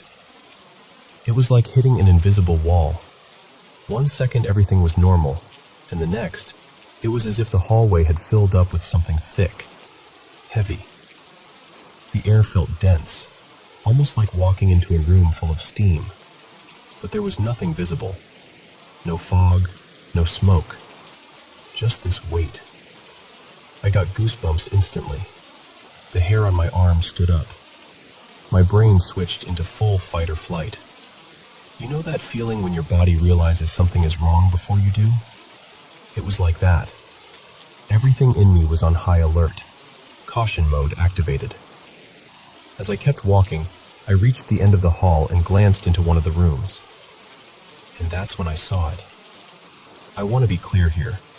I didn't see it with my physical eyes. Not the way I see this table or that chair. I saw it in what people call the mind's eye. I used to roll my eyes at that phrase, honestly. It always sounded dramatic and vague. But in that moment, I understood exactly what it meant. Seeing something as clearly as if it were in front of you, while also knowing, technically, it isn't. In the chair by the doorway, there was a being, sitting there, facing inward, watching the elderly woman in the bed at the far corner of the room. Her name was Mrs. Green. Tiny, frail, one of those people whose hands feel like tissue paper when you hold them. She'd been declining for a while, but my attention was locked on the thing in the chair. I froze. I literally couldn't move. My body just rooted itself to the floor. I stood there in the threshold of the room, staring at this presence. It had no recognizable face, no eyes, no mouth, no real human outline. It was like a black silhouette, but not flat, not like a shadow on a wall. It moved like ink swirling in water, slow, undulating, alive. The edges of it never quite settled. There weren't arms in the way we'd normally picture them. Instead, there were these broad, draped shapes, like layers of fabric, or a robe hanging heavy around it. And the head had this distinct, cowl-like shape. The closest thing my brain could latch onto was the silhouette you see of the Virgin Mary in Catholic art. Hooded, flowing, outlined in simplicity. And that caught me off guard, because I've never been Catholic, never been Christian. That's not an image I instinctively default to. It fit. The sense I got was that, if it chose to, it could fill the entire room with itself. Like what I was seeing was just a politely condensed version. It felt massive and ancient. Not exactly threatening, but absolutely not familiar. There was no sense of good guy or bad guy about it, just this intense neutrality. Calm, focused, and, strangely, I knew it knew I was there. It wasn't like it turned and looked at me. It didn't have a face to look with. But there was this clear awareness, like I'd been allowed to tune in to a channel most people don't get, and for whatever reason, it was okay with that. It didn't feel male or female. It didn't feel even remotely human. That was the part that really shook me. I felt spirits that still felt like people, you know? This was not that. Standing there, in the middle of the hallway, I realized tears were sliding down my face. I wasn't sobbing yet. They were just falling. I felt hot all over, overwhelmed. And the emotion wasn't something simple like scared or sad. It was this mix of fear and awe and this deep, almost painful respect. I had the bone-deep sense that I was in the presence of something that could be terrifyingly powerful if it chose to be, but wasn't in that moment. I finally forced myself to move. I turned away, heart pounding, and ducked into the nearest staff restroom. I locked the door, sat down on the closed toilet seat, and that's when the sobbing hit. Ugly crying, shoulders shaking, gasping for breath. And that is not me. I'm the calm one in a crisis. I've walked into rooms and quietly realized, okay, they're gone, and handled the steps that come after. I've dealt with emergencies, alarms blaring, people shouting. I can usually stay steady through that. But this unspooled me. Eventually, I got myself together, washed my face, took some deep breaths. I told myself, okay, maybe you're just tired. Maybe you imagined it. Maybe it's stress. All the rational things. Then I stepped back into the hallway. The air was still thick. I walked past Mrs. Green's room again, pretending not to look, then immediately looked. It was still there, sitting in the same chair, same position, watching her. There was no dramatic movie moment, no turning toward me, no booming voice, no flicker of the lights. Just that quiet, constant presence, like someone keeping vigil. A minute later, 2 nurses came hurrying down the hall, Jenna and Mark. They slipped into the room, and I hovered outside, pretending to check charts. I heard them doing their work, taking vitals, speaking softly to her. After a moment, they stepped back out and let the rest of us know. She's entering the active dying phase. We've called her family. That clicked with what I was feeling in my gut. For the next couple of hours, I stayed on that hall. I did my tasks, chatted with coworkers, answered call lights, just tried to be normal. On the inside, though, part of me was still anchored to that doorway. Every time I passed, it was there. Still, silent, watching. No sense of impatience, no sense of hurry, just waiting. Then finally, her family arrived. I saw her daughter first, clutching a bag, eyes already red. A son followed, and a grandchild. They went into the room, voices soft and shaky. The moment they stepped in, the energy shifted again. I glanced inside as I walked past. The chair was just a chair again. Whatever had been there was gone. Mrs. Green didn't pass that day. She actually held on for several more days while her family visited, taking turns sitting by her bed, holding her hands, telling stories. There were tears, of course, but also a lot of laughter. And during that whole time, no matter how many times I worked that hall, checked on her, or passes that doorway, I never felt that presence again.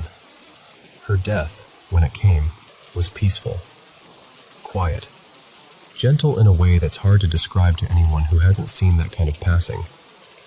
When I look back on it now, the fear isn't what sticks with me the most.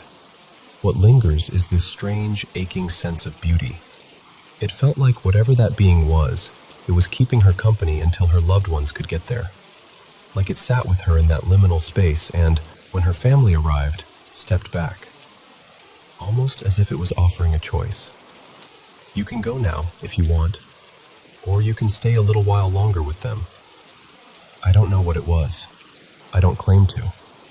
I still default to rational explanations when I can, but nothing about that experience felt like anything I'd ever encountered before, or since. I've seen other patients pass. I felt rooms go quiet in that particular way they do. I've had my share of, maybe that was something, moments. But that is the only time I've felt like I was in the presence of something truly other. Vast, calm, powerful in a way that didn't need to prove itself. And that's all I really have to offer you with this story. Just me, standing in a hallway, crying quietly while something I can't explain sat in a chair and watched over a dying woman with more patience than I've ever seen from any human being.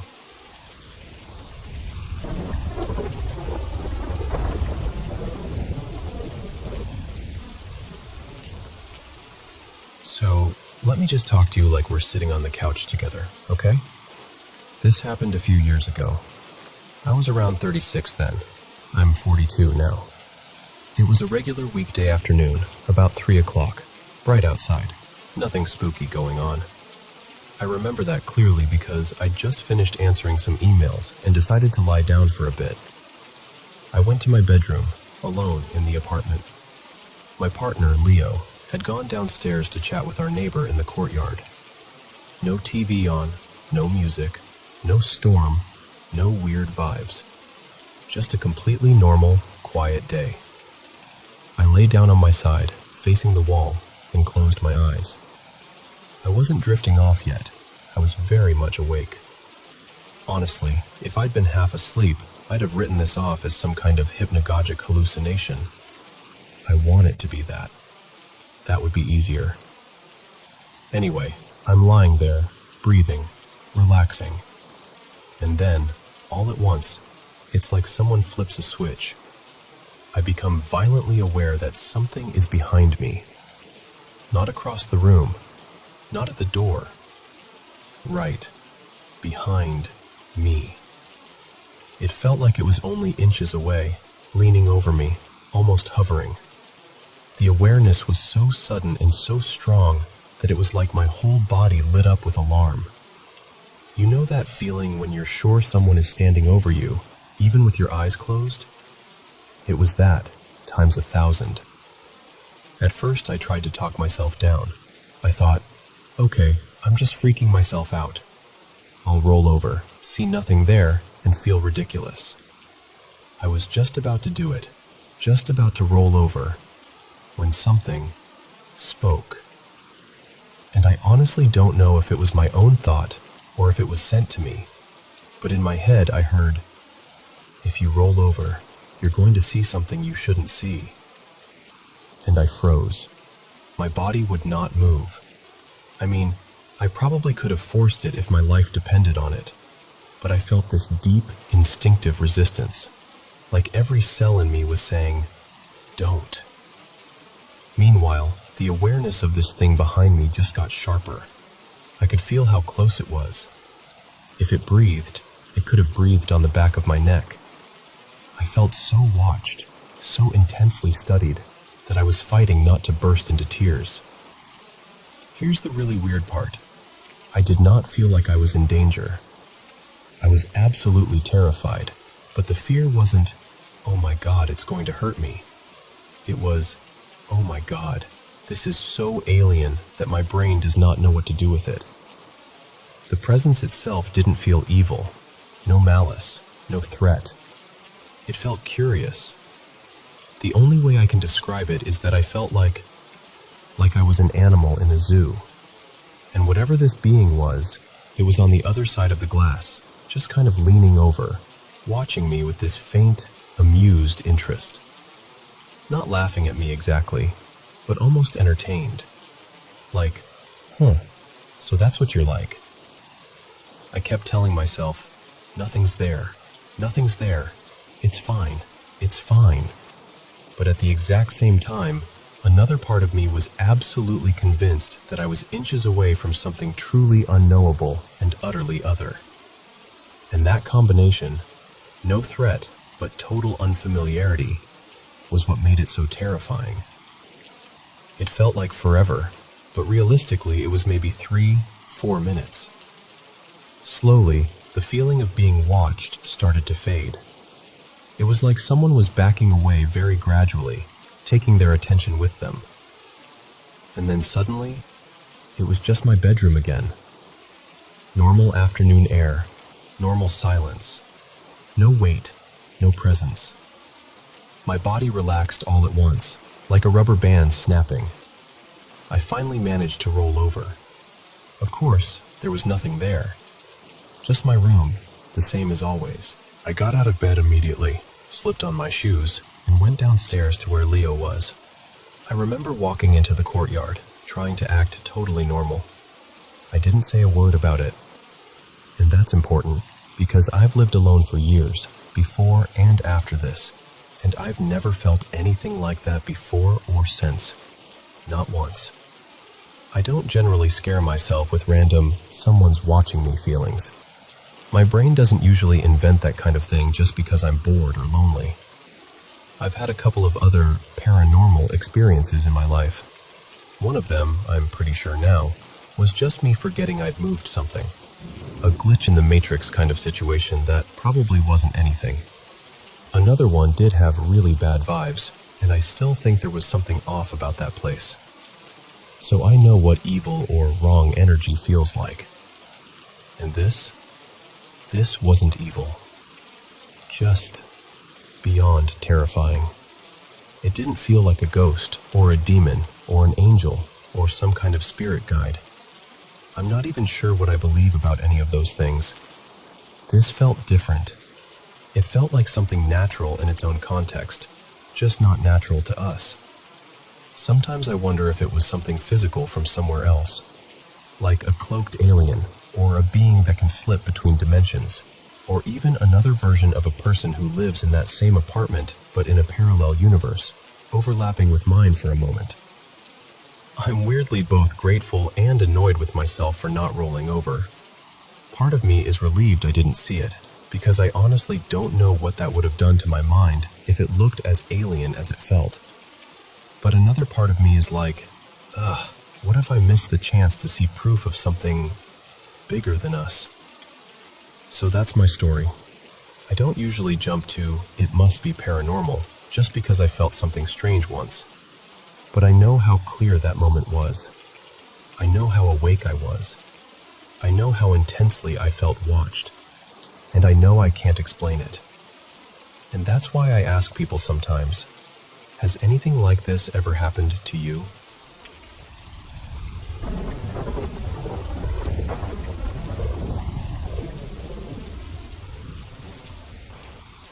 Alright, let me tell you this properly. I just got back from Verdun. Standing there in that quiet, green place, it's almost impossible to believe that once it was the loudest, most violent spot on Earth. My connection to Verdun is very personal. My great-grandfather, his name was Henri Moreau, fought there in 1916. Growing up, I always heard vague family stories about Grand-Père Henri at Verdun, but it was all bits and pieces. Brave man, terrible battle, never talked about it much, that kind of thing. He wasn't some career soldier. When the war broke out, he was a young baker from Lyon who immediately volunteered. He fought from the first battles on the Marne, later on the Somme, and stayed at the front right through to the last offensives. But nothing, absolutely nothing, marked him like Verdun. For anyone who doesn't know, Verdun is often called the French Stalingrad. It was a place of rotation, units constantly being moved in and out, which meant almost every French soldier passed through that furnace at some point. Over months of fighting, millions of shells fell on a pretty small patch of ground. The whole country carries that scar. When you go there today, Verdun doesn't look like a normal landscape. The earth is still pitted with shell holes.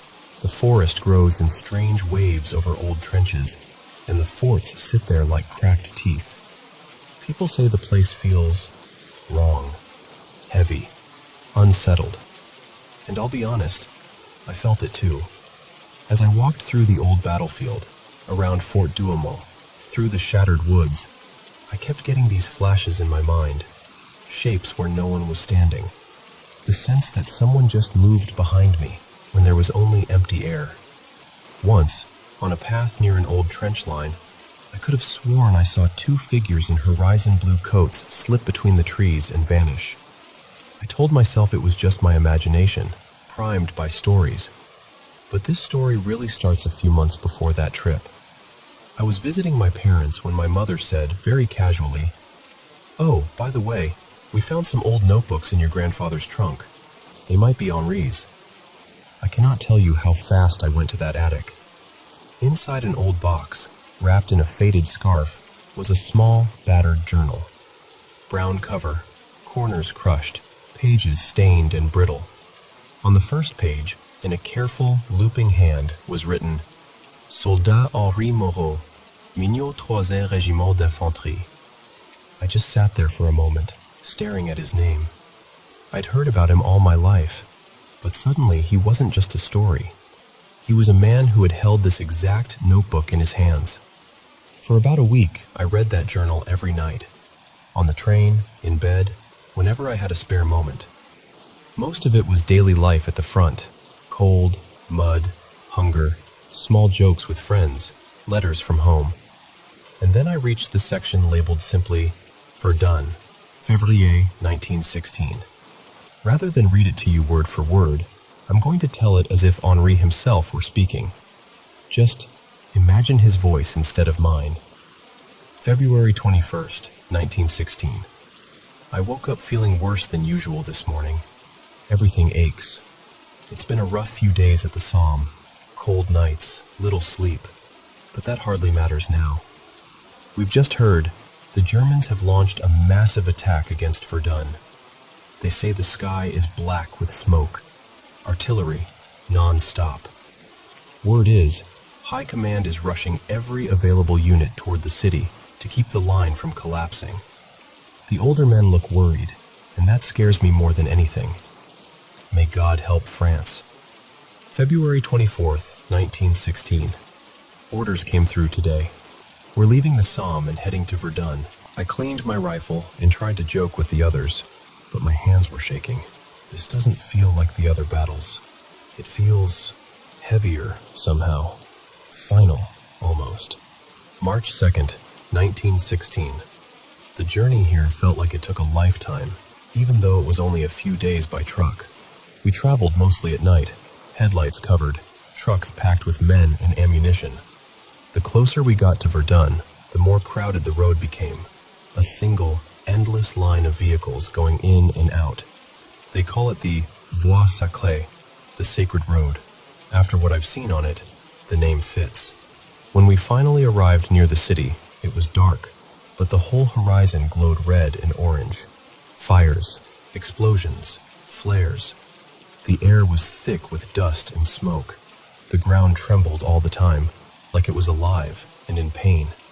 As we walked toward our billets, there was a constant stream of men going the other way.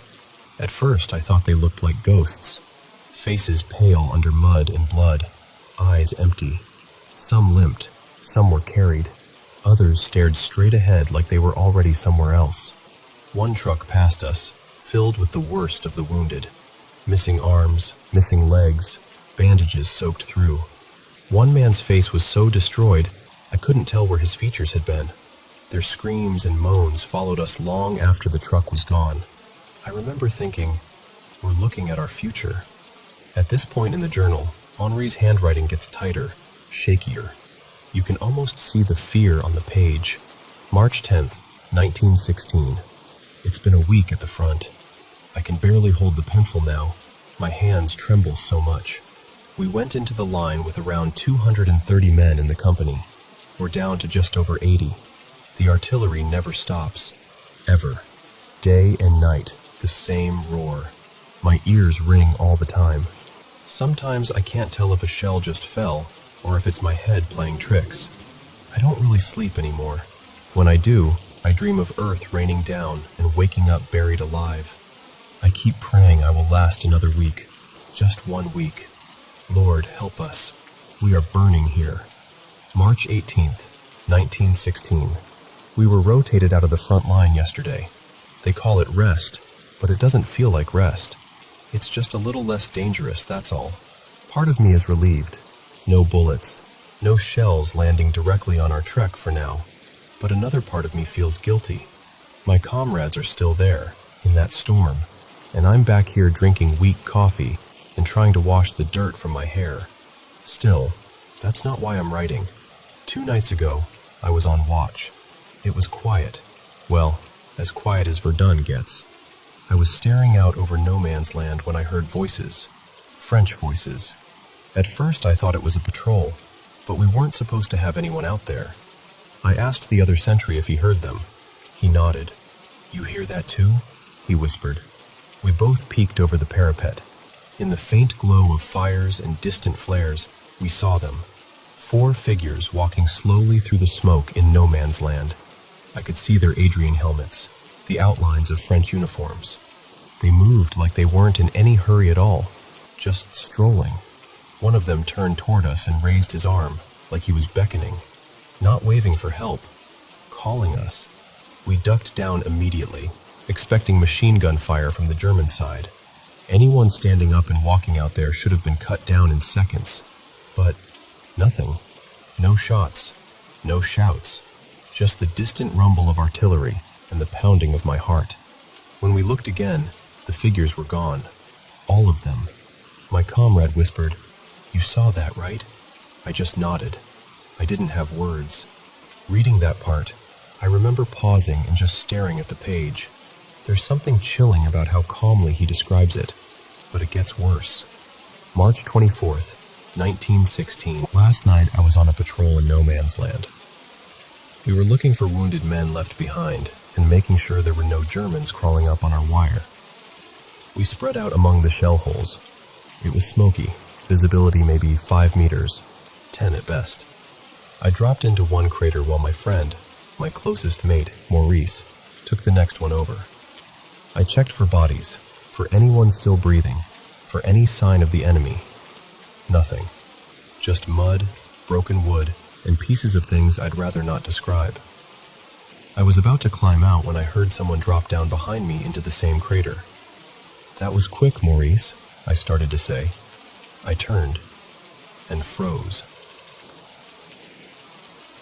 The man in front of me was wearing a French uniform, but it was shredded, burned, and caked with dirt. His skin, what I could see of it, was blackened and cracked, like he'd been roasted and buried at the same time. His face was so distorted it almost wasn't a face anymore. His eyes, though, his eyes were bright. Too bright.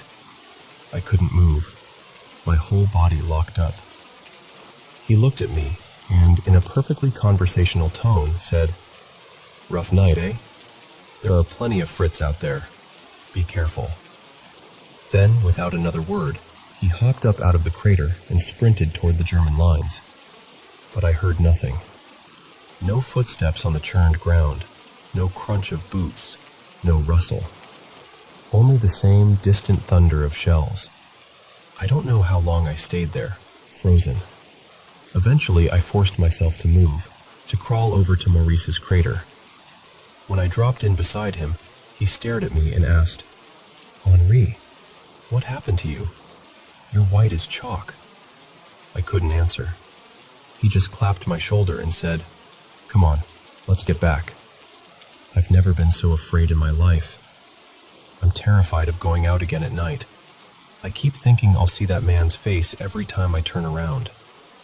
As I read this, I could almost feel my great-grandfather's fear bleed through the ink. And yet, he kept going. He had no choice. March 28th, 1916. It's been a few days since the figure in the crater. Nothing strange has happened since, but Verdun has taken something else from me. Today, I lost Maurice. One moment he was beside me in the trench. The next moment, a shot. He fell without a sound. When I turned, there was a hole in his helmet. Just like that. I dropped to my knees. I think I screamed, I'm not sure. I remember holding his body, his blood all over my tunic, and feeling something inside me break. I have lost so much here. Friends, sleep, any sense of safety. Verdun is eating us alive. All I have left is the hope to survive this place, though that hope grows smaller every day. God protect us. Please. March 29th, 1916. Last night we captured some German prisoners. They were shaking, talking over each other, eyes wide with terror. They kept mentioning Die Toten, the dead. They swore they'd been attacked in the dark by horribly disfigured French soldiers. Faces burned, limbs twisted, uniforms in tatters. One of them said the dead wouldn't stop coming, no matter how many bullets they fired. Hearing that did not comfort me. If anything, it made me more afraid. Whatever I saw in that crater, it seems we're not the only ones seeing such things. March 31st, 1916. I don't know how to explain tonight. I barely know how to write it. I was on patrol again with another soldier. The smoke was thick, the usual fires casting that awful red glow over everything. Barbed wire, shattered trees, the craters that never end. And then I saw him. Maurice. He was walking through the haze ahead of us, just a little way off. Same height, same way of holding his rifle. But there was something wrong. His outline looked wrong, like pieces were missing. Where his head should have been, I could see bone, as if the skin had burned away. For a moment, I felt sick, dizzy. I thought, I must be going mad. But I know what I saw. I know it was him, or something that used to be him. We're supposed to be pulled out of the line tomorrow for another period of rest. I need it. I don't know how much longer my mind can take this. When I got to this part in the journal, I remember having to put the book down, imagining him seeing his dead friend walking through no man's land like that. It's hard to shake off. But the part that haunted me the most was still to come. April 5th, 1916. We are out of the line again, a little farther back this time. I thought I might finally sleep, but tonight proved me wrong. I woke up around 1 in the morning. I'm not sure what stirred me. The guns were distant, almost like a storm far away. Our barracks were quiet. I noticed someone sitting at the end of my bunk, shoulders hunched, shaking as if they were crying. At first I thought it was one of the men who had finally broken down. It happens. Sometimes a man just can't hold it in anymore. I pushed myself up on my elbows and whispered, "Hey, are you all right?" The figure turned slowly to look at me. A chill went through my whole body. It was Maurice. His face was pale, but not bloody. His eyes were clear, sad, softer than I'd ever seen them, actually. He looked at me and said, very quietly, "I'm sorry, brother. You can rest now." I tried to speak, to tell him I was sorry, that I missed him, that I couldn't save him, but nothing came out. My throat locked up, my chest hurt. I felt tears running down my face, but I couldn't move or wipe them away. He reached out and touched my leg. His hand felt cold, but real. "We'll see each other again," he said. And then he was gone. Just gone. No sound, no movement. One moment he was there, the next the end of the bunk was empty. I jumped up, heart pounding, and stumbled outside. I must have stayed out there for hours, shaking and crying. Fear, grief, guilt, all of it crashing down at once. It's morning now. I don't know what to think. I just want to go home. We all do. But Verdun isn't finished with us yet. April 13th, 1916. They've told us our unit is finally being permanently pulled out of Verdun. My last week here. We've lost so many men I can't even keep track of the names anymore. Faces blur together.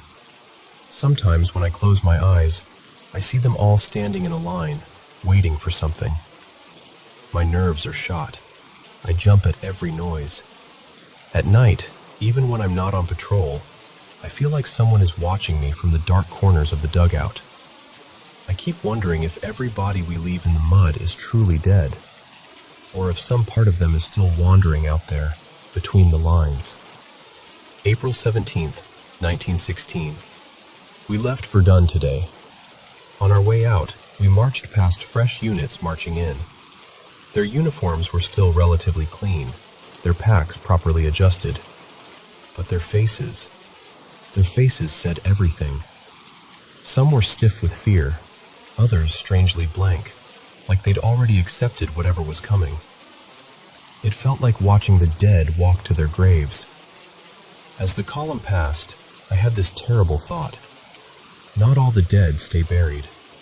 Not here. I'm home now, on leave for a month. Not truly home. We'll be sent back to the front, just not to Verdun, thank God. I don't know if I would survive another day in that place. My body might, but my mind wouldn't. That's the last entry about Verdun.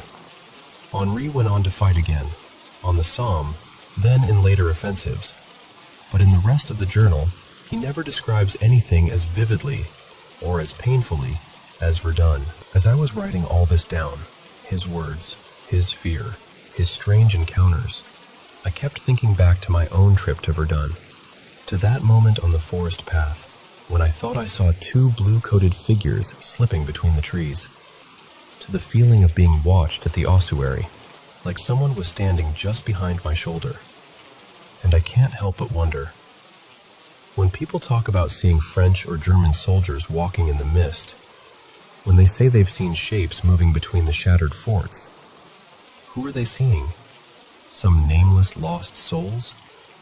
Or maybe, just maybe, one of them is Maurice, limping through the smoke, and somewhere not far behind him, still carrying his rifle, still doing his duty, my great-grandfather, Henri.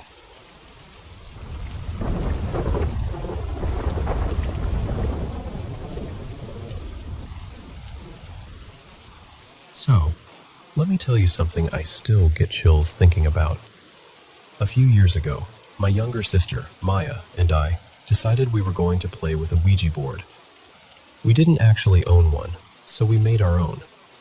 We cut a piece of cardboard, painted the letters and numbers, and left it upstairs on the old heater to dry. We didn't think much of it. We just went downstairs to eat, scroll on our phones, and chat. Maya had tried a Ouija board once before with her friends and said it never worked, so she was pretty skeptical.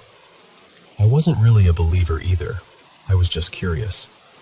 The thing is, we've always been a bit sensitive, I guess. In the house we lived in before, weird things happened all the time. Objects moved, doors creaked open on their own. We'd gotten so used to it that we stopped freaking out and just kind of lived with it. Anyway, after a while we went back upstairs to see if the board was dry. That's when things started to feel wrong. The cardboard board was no longer on the heater. It was now lying perfectly in the middle of the rug. Straight, centered, as if someone had carefully placed it there and stepped back to wait. We just stood there looking at it. At first, we tried to rationalize it. We told ourselves, okay, maybe it just slid off the heater and landed there somehow. It didn't really make sense, but we forced ourselves to accept it because the alternative felt worse. We didn't even have a planchette, so we grabbed this little glass candle holder and decided that would do. We sat facing each other, put our fingertips lightly on the glass, and started joking around. We were laughing, asking stupid questions, and not expecting anything to happen. Then the glass started to move. At first it was barely anything, just these tiny, shaky movements. I honestly thought Maya was pushing it, and she thought I was. I don't even remember exactly what we asked in the beginning, but the longer we kept our fingers on it, the smoother and faster it moved. Soon, it was flying from letter to letter so quickly that our fingers slipped off and the glass tipped over onto its side. Instead of being scared, we were excited. That's the messed up part. We started asking about our friends, our boyfriends, all sorts of silly questions. At one point we asked, "What's your name?" And it spelled out Potato. We burst out laughing. We were like, seriously? Potato? It felt ridiculous, so we kept going. We asked where it was in the room, and it started spelling things like BEHINDYOU. Then we asked, "Who are you here for?" It spelled my name. That was the first moment my stomach dropped. I felt this weird, heavy feeling in my chest. But we didn't stop. We kept playing. Over the next few days, it was like we got hooked. We'd come home from school and sometimes find the little glass candle holder sitting in the middle of the table, like it was waiting for us. No one else in the house used it. No one else even knew we were doing this. And every time we saw it sitting there, we'd look at each other, and without even saying anything, we'd sit down and start again. After a while, the tone of the messages shifted. The board kept spelling my name over and over. It started saying it loved me. It said it wanted me, that it was waiting for me. Then, one night, it spelled out that it wanted me to die. One evening, we asked what it thought about my boyfriend at the time, Liam. The board spelled out that it hated him. That same day, Liam got into a car accident. It wasn't life-threatening, thank God, just a minor collision. But I couldn't shake the feeling that it wasn't random. I tried not to connect it, but it sat in the back of my mind like a stone. Later that night, he borrowed his mom's car to come see me. He lived about an hour and a half away. On the drive over, the car broke down on this quiet road that cuts through a wooded area. It was around 3 in the morning, no streetlights, no other cars. His phone battery was low. He told me later he'd never felt so watched and alone in his life. It started to feel like the board's hatred wasn't just a message. It felt active, personal. Then my stuff started disappearing. Little things at first. Hair ties, earrings, notes, my favorite pen. I thought I was just being forgetful. But it kept happening. So of course, we asked the board about it. It told us exactly where things were. not in normal places either. It would spell out things like BLUECLOSET, this tiny storage room we never used that had one blue wall and a mirror leaning against it. Or UNDERSTAIRSBOX, places we never put anything important. And when we went to check, my stuff was really there. After that, we stopped thinking we were imagining things. Then the knocking started.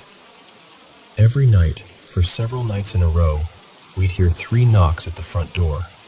Always 3. Always the same pattern. When we opened the door, no one was there. It didn't matter what time it was, it just kept happening. Around that time, my mood crashed. I didn't have a reason, really. Nothing huge had happened besides all this weirdness, but I sank into this heavy depression.